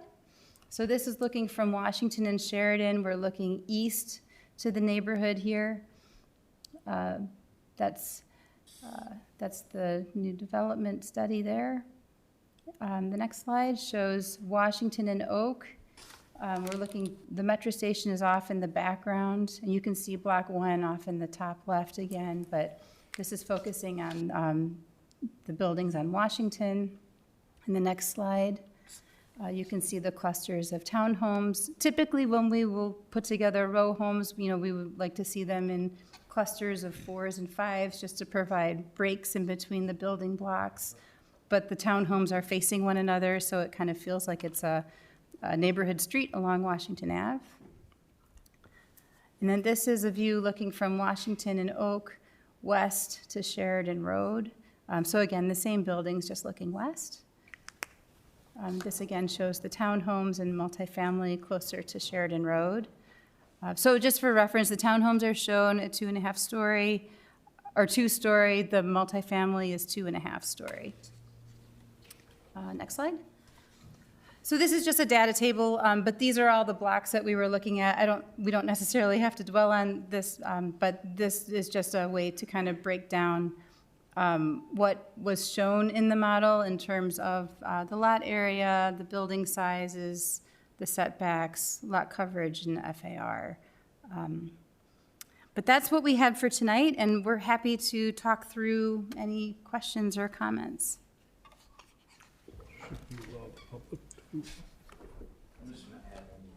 Yeah, of course. So, No, they were not in the back. Yeah, the back of that. is it okay if I just? Oh, yes, yes. Just one big umbrella statement. So again, this is a concept study that started from the village's recently updated comprehensive land use plan. The number one priority on the to-do list on updating the village's regulations was decided by this group. The number one idea was, let's go look at our R5 regulations and let's focus on those and see if we can get those right to match up with the vision. Can you go to the very early slide that showed block 2, please? The 2D one, overhead. One more. Perfect, thank you. And the other element of the focus for this conversation rests, I'm gonna go up here, where I can see. Just to be crystal clear, the village's recently updated comprehensive land use plan has said that the village should look at doing 3 stories here. That's not the current rule, just to be crystal clear. 2-story is the limit here. This R5 district, the comprehensive land use plan looked at considering 2.5 stories here. Again, the idea is to marry the village's vision for the community, which is in the comprehensive land use plan, with its zoning regulations so that things can happen. And in regards to all this is concepts. Again, we're not talking with developers about these areas, especially in the R5 area. I will say that there is interest in this block. The village actually issued an RFP. The village is the owners of these properties here. We issued an RFP several months ago, and the general feedback that we received from the handful of developers in the universe is that they were more interested in looking at a more comprehensive, thank you, Bill, sorry, I know the rules, a comprehensive redevelopment of this block in particular. Just as a side note, the village owns these 2 properties. There's one owner for these here, and there's a variety of owners here. Generally, development happens when there's fewer owners right? Fewer people to come to agreement. But again, all this stems from the village's update of its comprehensive land use plan and the goal of updating its R5 regulations to match its long-term policy objectives, which a big objective in there is to diversify its housing product types. Thank you, Drew. Who are you? Excuse me. I'm sorry, I'm Drew, I'm the village administrator. Okay. How are you? Nels, right?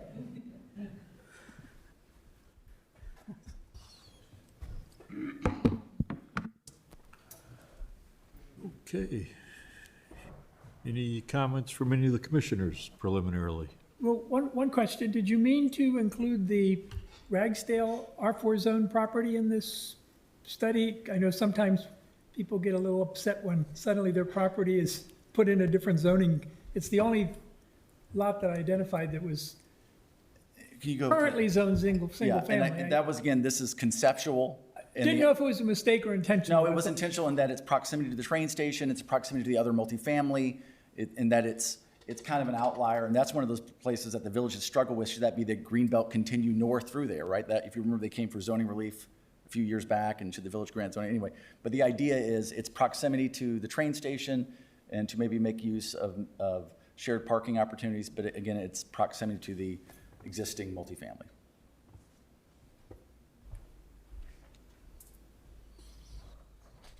Just a comment, obviously, Jody, this R5 area redevelopment, the way it's presented, pretty much assumes that you'll have to do it in a almost block by block or block by block basis, so you're having to get multiple owners to participate for a scheme like this, which is always the challenge. Yeah, that's Anytime a new, bigger building goes in, if the neighbors on either side aren't part of the project, that's where all the friction develops. So I'm not really sure where we're headed with this in terms of redoing our regulations, because to redo the regulations to allow what's depicted is completely different than redoing the regulations to allow a lot by lot reconstruct. So is there are we going to consider options just to allow individual lots to have a higher density development? Is that part of the intention of staff? I mean, I can start, maybe Drew can finish, but, you know, looking at the buildings that are there today and guesstimating how many units are in them, if we were to redevelop based on the lot size that's there, it would essentially be almost the same, and it didn't seem like that would be appealing to the development community to do that. There would be no reason to redevelop an existing with kind of essentially the same amount of units. So we were looking at a larger development site for each one, just to see, you know, to project out a development that would be more appealing. We were trying to balance reality with what we have to work with. And then I guess another big issue is that there are a lot of people living in a lot of these very small units right now course. that have very low incomes, and 100%. there's not one doubt in my mind that any of them would be able to afford the new construction, as we saw what happened on Block 3, where condos are going to go for $2.5 million Well, and above. And just new construction in Lake Bluff on the east side, it's going to be beyond the affordability of probably 95% of the 40 or so family units, and I assume a lot of them are individuals that are living. So they're all going to be essentially forced out, which is tough to deal with, because I know we always talk about diversity, but yet then when we look at something like this, diversity seems to go right out the window. one thought that we had about that, you're absolutely right, is that, you know, the buildings that would be in Block 2, we were showing to have underground parking, and they probably would be that kind of luxury product. All these other buildings, though, we were showing no underground parking, there'd be surface lots. So it would be a different price point than what we see in Block 3. But you're absolutely right, new construction is expensive, and yeah, it will be up to the development community to decide what to build there. But for the purposes of this study, we tested surface lot parking and units that didn't rely on structured decks. Mark? Yeah, if you're the high end of, if everything came to fruition somehow, acknowledging all those challenges, and you maxed out the units according to the vision you presented, how many more units could there be compared to what there are now? Like, what's the differential? So we don't know exactly how many units exist out there today. We've just been doing drive-bys and trying to count windows. But we do know that we have generally 1- and 2-story buildings, more 1-story buildings than 2 up on Washington. And so we've added another 1.5 stories. So I guess you could kind of conceptually say, we've increased it, at least 1.5 times what's there. And we started to go through that math, but given the time frame of what we're looking at, that's be down the road. We start looking at net increase in units. I mean, this is very conceptual at this point. If you go to can you go back to the original first drawing, the 2D one for block 2? I think, go back one more. I'm sorry. There we go. Stop. Thank you.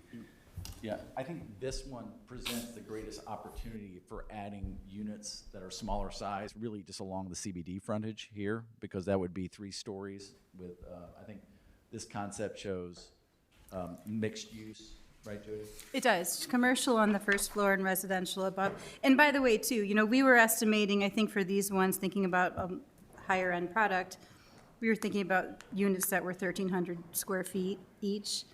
But, you can also play with your unit size and get all sorts of different configurations. This was just, for the study. And so we had these conversations about the idea of trying to balance the idea of having, one of the criticisms, I think, of the Block 3 project was the price points, right? The idea is like, this is not every man's project, right? And I think the conversation was, that can't be achieved on such a small lot in this particular location. You can't have every project solve every problem. It's impossible.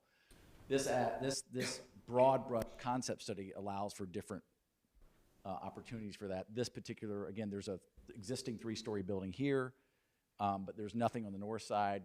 Again, that could be an additional, addition built on this product. So there's lots of concepts that can be done and probably would happen piecemeal over decades, certainly not all at once. But Jody made the comment earlier about when the village first did its, I think it was the 2016 update to the then existing comprehensive land use plan for Block 3, the village never envisioned that it would be economically feasible to have underground parking. The idea it was going to be alley loaded. If you remember from the comp plan update, we didn't think that was possible. Well, so it has been, and it's being built right now. But in this particular concept plan, as Jody said, we've been trying to be conscious of those price points and not forcibly drive them, saying the village would only accept underground parking. There was an earlier idea about there's a way maybe you can capture underground parking here on a much bigger scale, but to do that, our guess is that a developer is going to want to have a lot more units to try to pay that off. So again, we focused on at-grade parking.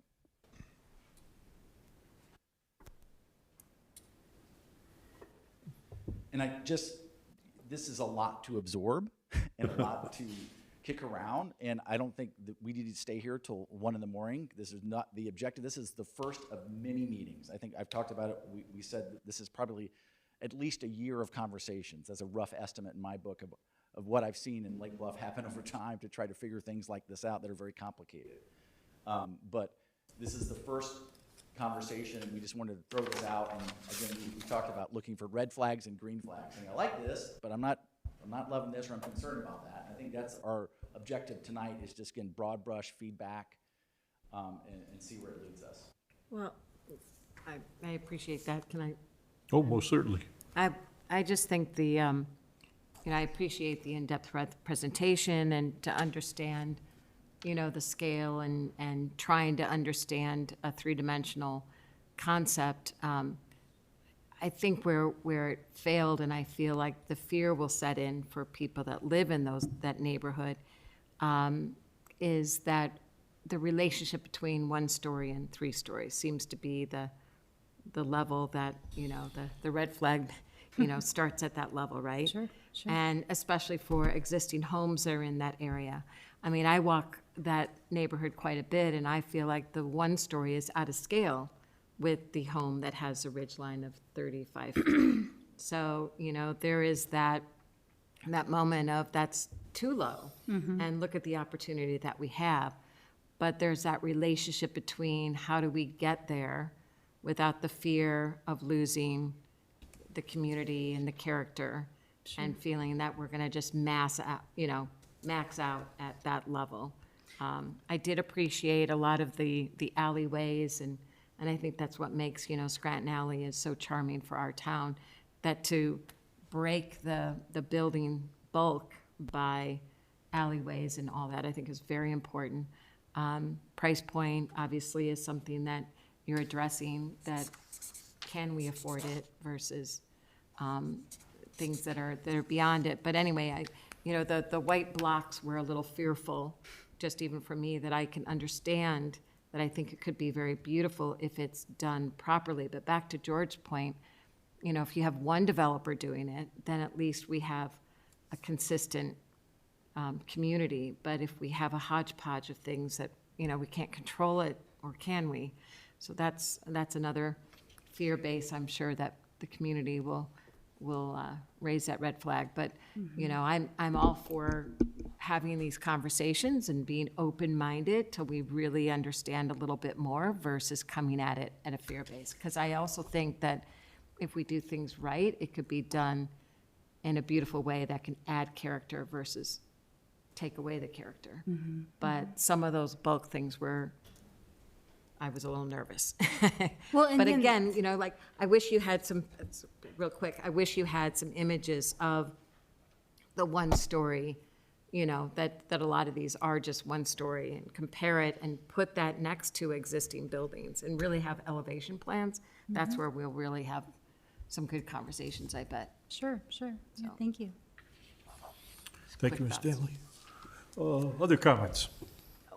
Question, right now both on East Washington and on the south side of North, there's no prohibition against two-story or anything. In those areas where we frequently have just one-story homes, that's just by choice of the people who built those, right?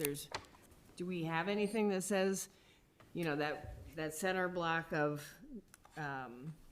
North? Yeah, we can, if we go to the first slide, we can look at what the zoning says. Keep going back, the very first slide.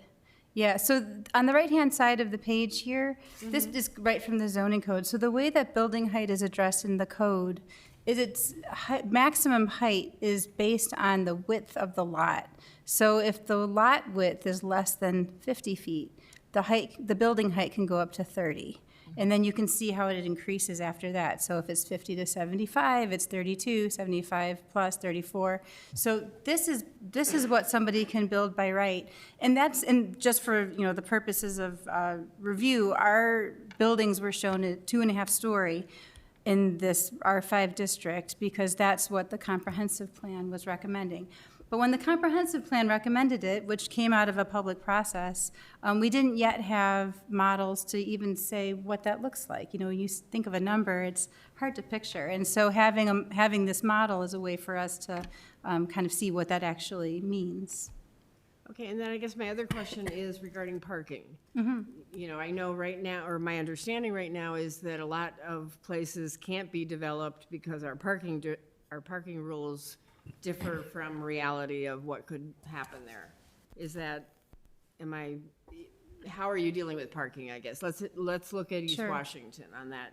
Yeah, so in the East Washington area, so what we learned from the comprehensive plan was that a lot of those buildings, some of those buildings don't have their own parking lots, and so they're parking on street.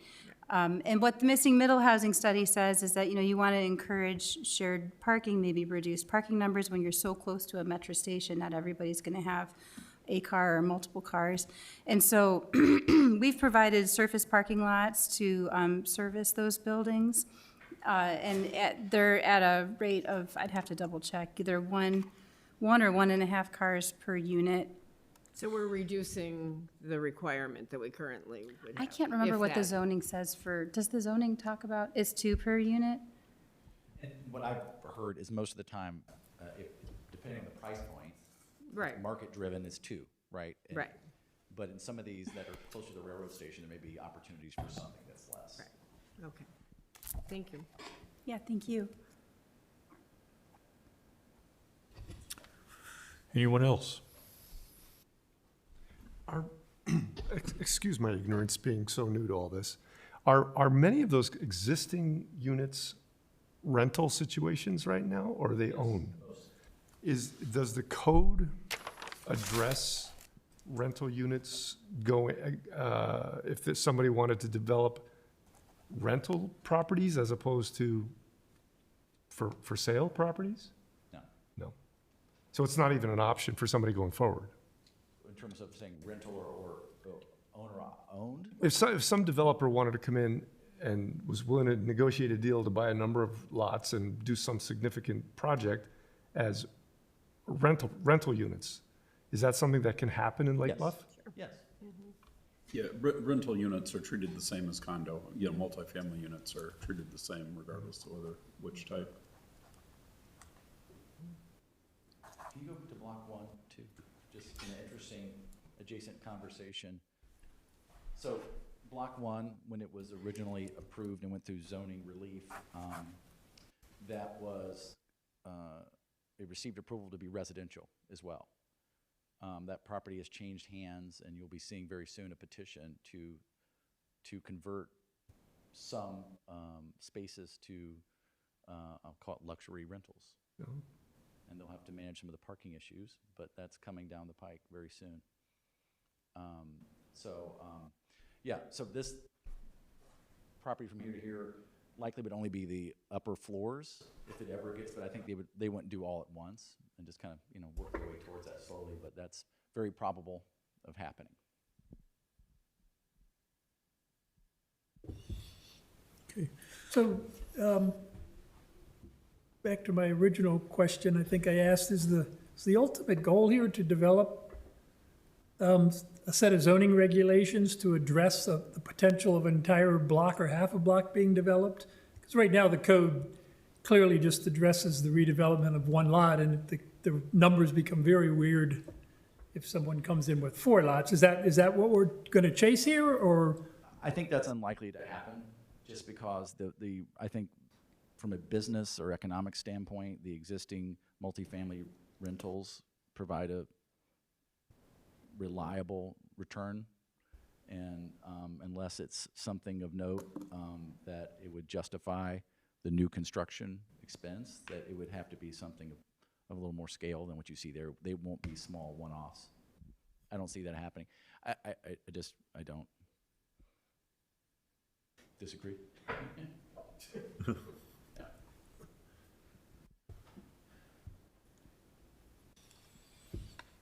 Anyone else? Anyone from the public? Yeah, if you could state your name for the record, and we'll follow our 3-minute time frame, please. I have a couple things. I'll take this down. My name is Tara DeBruin. I live on the corner of Oak and Washington. I have a great view, and a lot of my neighbors have a great view. The people on North, they like having, you know, a one-story view. It's the same thing as the yacht club. If you don't want the beach view changed, we don't want our street view changed. And it looks like it's going to be a very crowded area. You know, maybe there is a parking. I don't see how parking can go into the 2 condos on North Avenue. That seems kind of, are you gonna build that, just knock those buildings down and start all over again? I don't know. What about the houses that are there? There are 2 on Washington between the apartment buildings. Are you just gonna make those people leave? I guess there's a lot of answers. And the affordability, it seems like what you're proposing is very costly, and most people won't be able to move in, and it's going to change the entire neighborhood, the entire look. 2.5 stories is an awful lot, and maybe downtown it's different, and maybe people with the new condo, that's okay, but most people moving into Lake Bluff can't afford those kind of condos. and I don't know, the view is gonna change drastically. The other question I have is, what is that going to do for Oak Avenue? We have to plow it ourselves. So who's gonna take over when you change the configuration? Is this village going to start plowing and taking care of the road? It's a private road, but more people walk on that road than people realize. If we don't plow it, we could have people breaking their legs. There are people they use that cut through all the time, and that's a big issue. You know, I think if something, you know, if we need to address something right now, we need to address maybe the garbage issue, that people have something built around their garbage cans so they're not in view all the time. That's more of an issue than trying to build up these big things that people can't afford. I don't know. No, thank you very much. Yeah, at this point, it's just very, very conceptual. First presentation I think that we've had. I think, you know, I just see some of the neighbors that I know on North Avenue, if big structures are gonna put up, you're gonna lose people that are living in these houses. And the same on Washington. So it's a matter of what do you want? Do you want the kind of community we have, or do you want to change it to have a different look? A lot of us moved here because we liked the look of Lake Bluff. We like the community feeling, and that's going to ruin it. Thank you. Thank you very much. Yes, sir.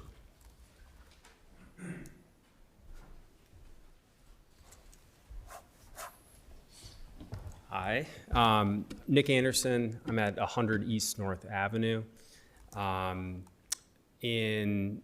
So in full disclosure, by profession, I'm a residential real estate developer. So this is sort of what I do. I just happen to live on North Ave, across the street from all this. We moved to specifically where we did because we love the downtown, right, and the vibrancy of it. And I think if you look at the comp plan, that was probably, I remember seeing a word cloud, and like vibrancy was like one of the biggest words on that in terms of what Lake Bluffers, you know, find important to their town. I think looking at this purely as a transaction and sort of where this goes process-wise, I would caution the village getting ahead of itself in terms of playing their hand in terms of the economic value that you control to incentivize a developer or developers to follow the plan that you want, right? So that's sort of, yes, you want to sort of give direction to the development community of like, this is what we want to see, but you have to give to get. So, and if it's possible to show specifically Block 2, sure.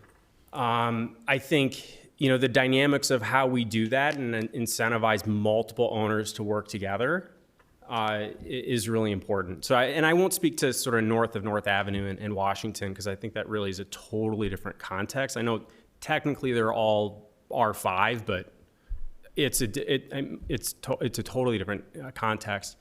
I think it's an incredible opportunity that we have as a village to look at a comprehensive development plan for Block 2. It's a fully contiguous, underdeveloped lot. That's really the center of, that's the only piece that's left to sort of reach its full vision. So the densities that's shown, for example, I think in the existing R2, just to sort of explain into this from like a transaction perspective, the existing zoning allows, if you combine all of the North Avenue lots, a little over 7,000 square feet of built area, like Florida area FAR, right? You start with 5,400 square feet, and then you get 0.1 for every square foot of land area above 18,000 square feet. So, like, as of right, you can file a building permit and build 7,000 square feet, roughly. If you do, just for example, not saying it's right or wrong, I'm just, you know, sort of agnostically talking about the numbers. If you do 13 townhomes or row homes that are maybe 2,000 square feet each, right, that's 30,000 square feet of development. So from a developer's perspective, that's your carrot. right? You could do 7, or we can let you do 30. What are you going to give us, right? What does the village get out of that? So that would be my caution of getting too far ahead and sort of playing your card without having the development community typically come to you and say, here's what I want and here's what I'm willing to give the village. And I think it's an opportunity in terms of what we could ask for.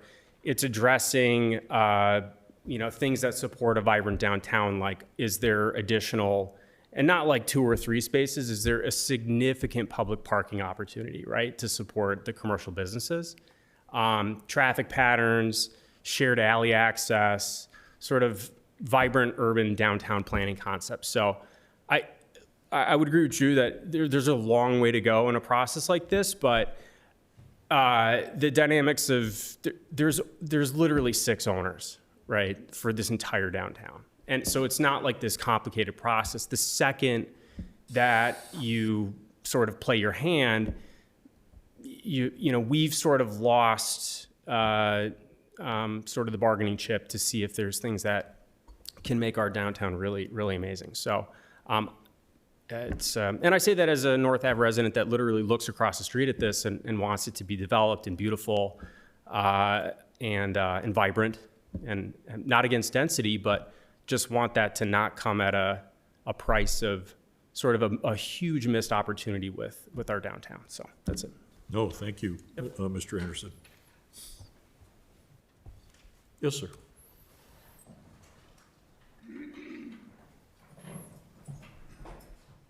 Good evening, everyone. My name is Nels Lutweiler. I happen to own a property within this proposed development area, but I'm not here because I have a concern about my property. I'd probably be dollars ahead if this went through, and my 3 tenants would be out on the street. But anyway, in my 38 years here, the community's seen changes, but they've been incremental and limited. But this proposal, to me, is a radical change in the appearance and the character of the community. The building height, parking issues, impervious, ground cover, potential congestion, all of these things, I think, are detrimental to the community. And as was mentioned previously, ironically, these are the same issues that were brought up with the yacht club.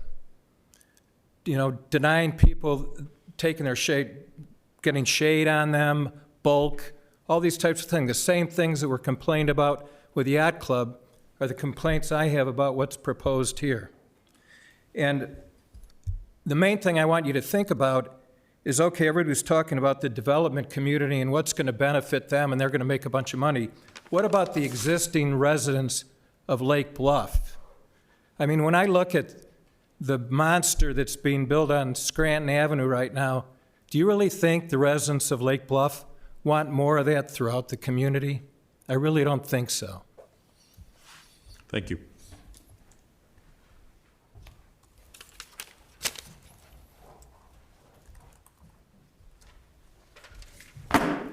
Sorry. Good evening. I'm Mark Stolzenberg. I own 14 East North Avenue, which I've rehabilitated and converted into multifamily rental housing. My family and I live at 16 East North. Now, Chair Peters, you looked up at me about that. A lot of people didn't know that 14 East North is a duplex. The Moran family lived there for a long time. We bought it from the Morans and we turned it into a duplex, which is half rented right now. So I don't stand up here as someone who's a NIMBY. I put my money where my mouth is. I believe in multifamily housing in Lake Bluff. But I also have a family that lives at 16 East North Avenue, and we moved to Lake Bluff for the community. We moved to Lake Bluff for the green spaces and the open spaces. Now, we're not writing on a clean sheet here. In 2015, we had a similar discussion, and we actually had similar modeling done in 2015. Tesca prepared what I would call a similarly maximalist proposal or model about what development could look like in Block 2 and the surrounding environments.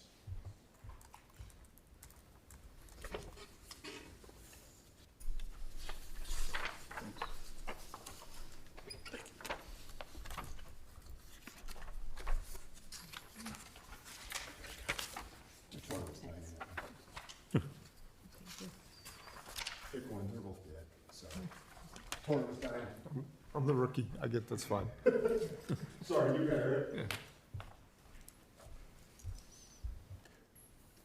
These were a little heavy, right? The first, the concept A of the 2015 TESCA proposal was 188,000 square feet of proposed development. Concepts B and C on the following pages were also a little heavy and I think from the views of many of the neighbors here, not acceptable, but at least they had different topologies of housing. For example, in concept C in the TESCA plan, there are cottages on North Avenue. And I think part of the reason for this was the exercise we went through in 2015, where we talked at length about the downtown planning principles. We came up with about 10 principles in 2015 to guide what the village might want to see with regard to potential development along North Avenue as we transition from the CBD into the residential areas. And I was a little surprised not to see mention of those downtown planning principles that TESCA helped prepare in 2015 in tonight's presentation. So I think the point here is we have it backwards right now. I think what we need to do, rather than talking about bulk and parking spaces and all this, is engaging the community about what do we want to see and what do we think is best going to carry on the way of life we have here in Lake Bluff. This is not about NIMBYism. This is not saying we don't want multifamily housing. We do. There's a need for it here. But how are we going to do it in a way that preserves the reasons why we moved here? The reasons why my family and I live on North Avenue, right? And why we have put down roots here. There's a balance to be had here. In this fairly maximalist model that we saw with, I don't even know what 2.5 stories means. It looked pretty big to me though, particularly given that my house was built in on 3 sides and 14 East North, the rental housing that I bought was bulldozed, as was the camp home at 10 East North. So let's think about who we are as a community and what we want as a community and what we hold dear here when we have this discussion. And let's have an engaging discussion with everyone. Not poster boards in here like the downtown planning thing in 2015, where it was basically pictures of high-density development from the Southport corridor. Let's have a real discussion about different housing topologies that people can enjoy at every stage of their life that's going to preserve Lake Bluff and make it even better. Thank you. Thank you.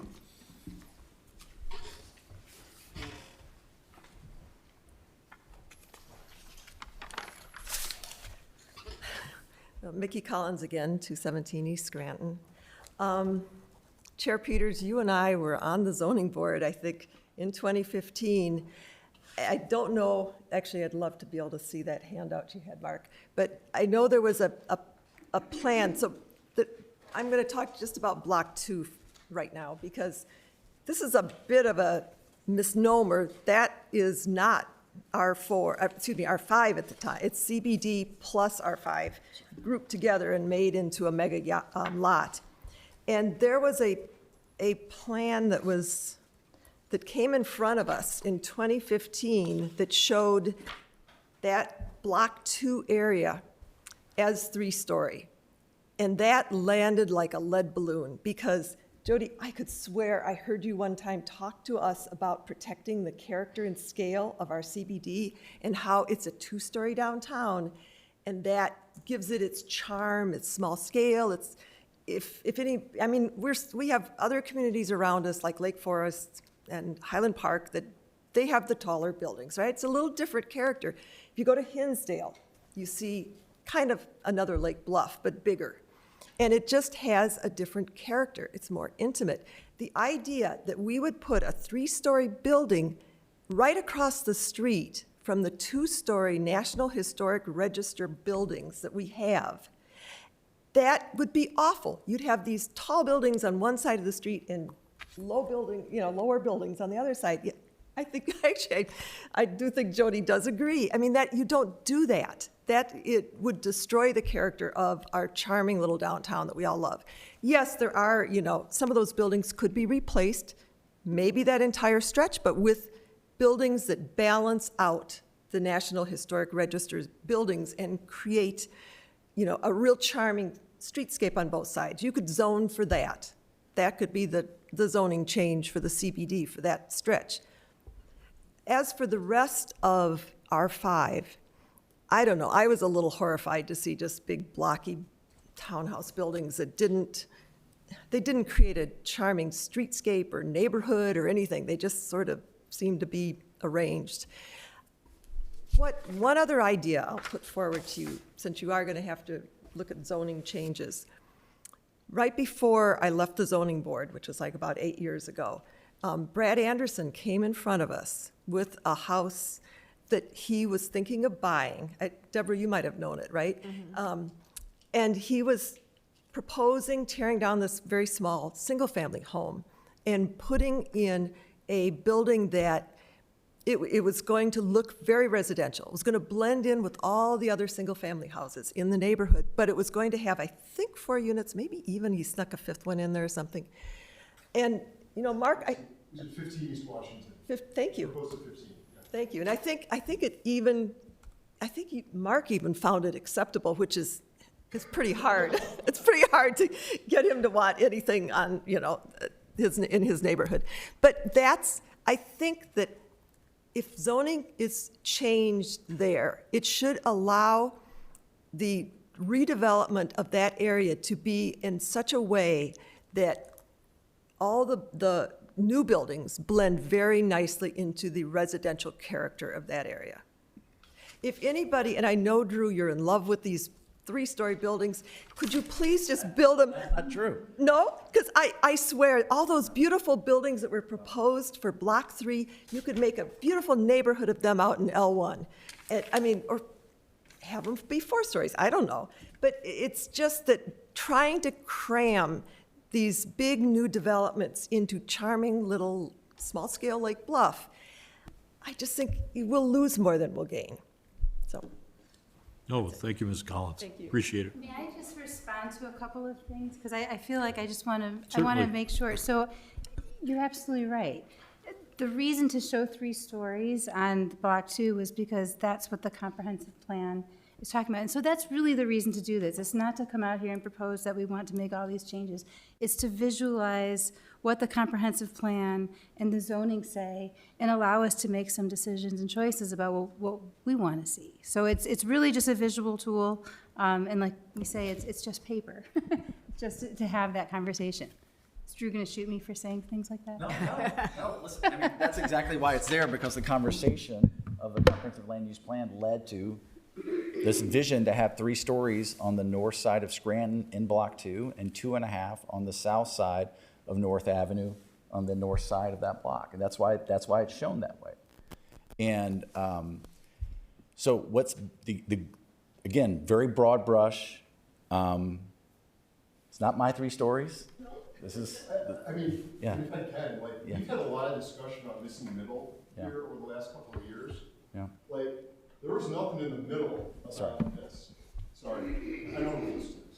There wasn't much, there was no really different topology in this, right? It was big condo buildings of 8 to 12 units, right? And it just makes me wonder, why have we talked about missing middle now for the past couple of years when we didn't see any of that kind of continuum of topology here? It was all maxed out in terms of density. Right? Look, we have a diverse community here in terms of architecture. Why aren't we paying mind to that? Which I didn't see in this, right? This was maxed out. Your 14 East North Ave, the duplex, that's a good example of this middle. Right. And we didn't see any of that here, right? Even in 15, when you came in pretty high in terms of density, you had cottages on North Avenue, right? So there's creative ways to do this, but kind of missed that here. I don't want that anymore.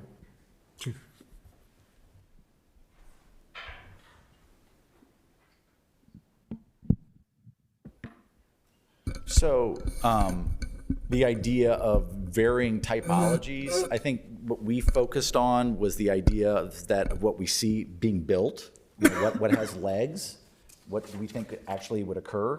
The idea of like that project on East Washington, I think that ultimately got shoved down, no, my recollection, but.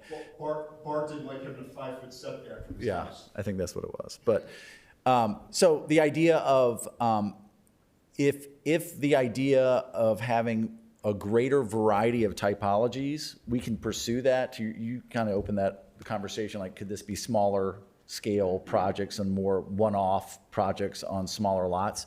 We can go back and revisit that. We can add, that's kind of like, is there a consensus to go back and visit that and revisit those, adding more different, we can do that.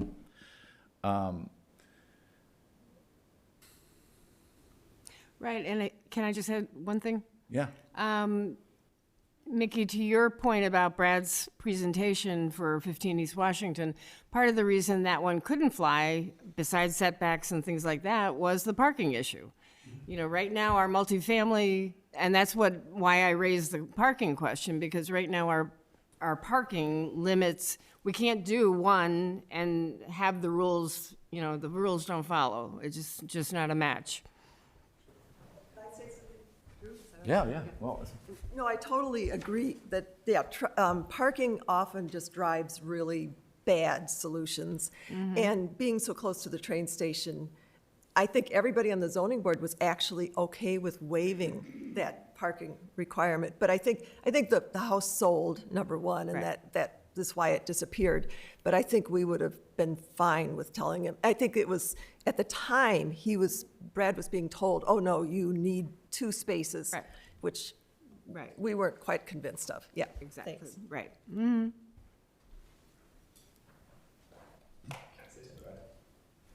Hi, I'm Tim Penich. I live at 354 West Prospect.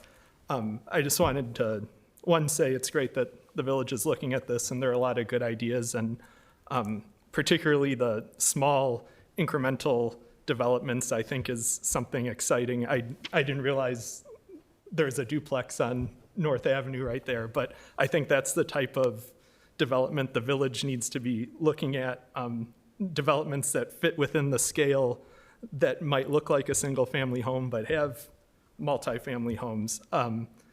So it's exciting to hear that discussed. And one thing on parking, starting June 1st of 2026, a new law was signed yesterday by Governor Pritzker, the Northern Illinois Transit Authority Act, and part of that limits villages or municipalities from having parking minimums within a half mile of a transit hub, which is our metro station. So that's just something, I wanted to say it since parking was coming up. That's a big area. I'm in West Terrace, and that almost hits me. I did a half a mile, and there's things that I don't fully understand about it, but I do understand that the minimum parking requirements won't be allowed within that. That's not saying a developer can't build what they want. You just can't tell them that they have to build a certain amount. So that's all. I wanted to Thank you. Thank you. Yeah, it's the People Over Parking Act. And as it was stated, it'll be effective June 1st, 2026. That's not to include, though, any contracts or developments that the village would enter into beforehand or any current projects pending. Just want to make that clear. But also, yeah, as it was stated, it forbids, there is explicit preemption of home rule authority, and it would forbid enforcement of any minimum automobile parking requirement for development projects, which is also very broadly defined within 1/2 mile of a public transportation hub, which would include a rail station, I guess we wouldn't have that, an intersection of 2 or more bus routes, metro stations, so any big type of transportation hub like that. Good. Yeah, thank you, Cory. So based off what I'm hearing, what we can do for this next round of conversation, and we'll have to come back with a date when we can be ready for this, but I think we should separate the Block 2 study area, is kind of take that as a separate analysis, given how it fits in with what, again, with the village being a property owner and being a prime opportunity, separate that out, and then also focus separately on R5, smaller scale, missing middle product types scattered around the R5 district, and less larger scale projects. For those of you in the room that may have, the 2016 update to the comprehensive land use plan that Mr. Stolzenberg mentioned earlier, so that was part of a different project that the village was doing. The village was doing a visual preference study in the central business district and was going down that path using a variety of visual aids to help and workshops with the community to develop what the village would want to see in the downtown in terms of changes in elevations, different types of uses and activities, scale, a variety of materials, what the village want to see there, which ultimately kind of took two separate tracks. When it worked through the zoning board, there was not enough support to do a visual preference study and adopt it. It became actual comprehensive plan amendments. And then the ABR went down a path of doing material standards ultimately, but never adopted those or never got that done. But that's kind of how that started and how it ended. I think the corollary to that, the downtown planning principles that were adopted as part of that also bled into the north side of Block 2 and talked about development in North Avenue, if I remember correctly. No, Jody, you were involved in drafting those. Yeah. So that wasn't just like CBD, that did really into the neighborhoods. That's right. And Block 3 was a big focus of it. Right, correct. Yeah. Yeah, Block 2 also touched on it, because there was discussion about north between Mall and Oak in those downtown planning principles. So I think that is probably a lot of good red flags and green flags to get started on this. And like we said, it's the first of many meetings to get this going. But I appreciate the feedback from everybody. Can I say one more thing? Sorry. It's Chair Peterson. My name is Caitlin Lutweiler-Meenan, and I live at 673 Lincoln Avenue. I grew up in this town, and one of the things that brought me back here was its charm. That being said, I built a new home in the past year, and so I'm not anti-progress by any means. This is somewhat unsettling watching this process move forward and seeing the pictures, the projections as the building on Block 3 is going up. I feel like I know that this is going to be lengthy and take a lot of time, but I think it's worth seeing how that building impacts the feel of the downtown and the look of the place as we consider more 3-story buildings. I grew up at the library. My kids grow up there now, and seeing that across the street to me is kind of sad. It just seems to take away from the charming downtown feel. So that's just something to keep in mind. Again, I know it's been said, of course, my dad kind of scooped me, but listening to the conversation about the yacht club with this right on its tail is an interesting irony of the ideas of bulky sightlines, losing charm, et cetera. So that's just something I, again, implore you to keep in mind. Thanks. No, thank you, Ms. Lutweiler.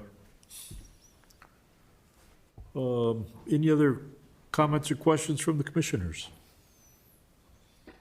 I think, Jody, thank you for the very comprehensive workup, for the dialogue tonight, for the comments from the community. This is just the beginning of what'll be presumably a multi-year evolution, but I think the comments are all recorded. They're in the record, and I think we'll go from there. Thank you. Agenda item number 6. Mr. Crowe. Yeah, so we put a schedule of meeting dates that I emailed out, and there's a copy in front of you. So does anybody see any issues with those proposed meeting dates? If not, we could do a motion and a vote. Yeah, no issues from my perspective.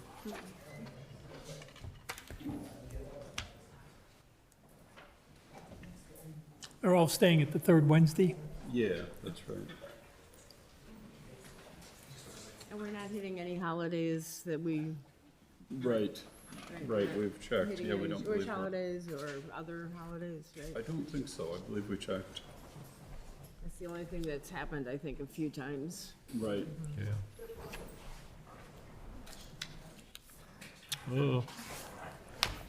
Any further discussion, or can we have a motion, please? I move we approve. Second? Second. All in favor? Aye. Yeah, all in favor? Aye. Motion carries. Did we lose Aaron? Yeah, we lost him. Hopefully it wasn't an emergency. Aaron, did you vote yea or nay on that motion for the meeting dates? I voted yay. Okay, thanks. Thank you, Aaron. I did have to step out for a call though, so, but I have been back for about 15 or 20 minutes. All right, no, thank you. Agenda item number 7, please. So, yeah, I don't have a staff report. Is there any commissioners' reports? I have a couple of questions on past projects that have been approved. The other half of Block 3, have you been, are they coming in for building permits? I have not received a permit application yet. Okay, we haven't heard anything No, I about haven't it? heard when. Okay, and then the first round of the subdivision up in Shore Acres, we did a preliminary approval. Have you heard if they're coming back to follow through on that? I think they're planning to apply to come back for January. Okay, Here. and then the other subdivision question, the one on Green Bay Road, where we've heard that the new owners may apply. Have we heard anything more? Yeah, 1010 About- Green Bay Road? Yes. Yeah, I have not heard anything Nothing? about that. Okay. I heard they had no Thanks. intention of subdividing. What's that? I've heard they've had no desire to subdivide the new owner. Oh, the new, It okay. ended up being different owners. Oh, okay. Oh. Good. Any other questions or comments from the commissioners? Hearing none. Agenda item number 8, motion to adjourn. So moved. Second? Second. For a very productive 2025. We accomplished a lot. And have a very safe and healthy You too. holiday Thanks. season. Thank you, too.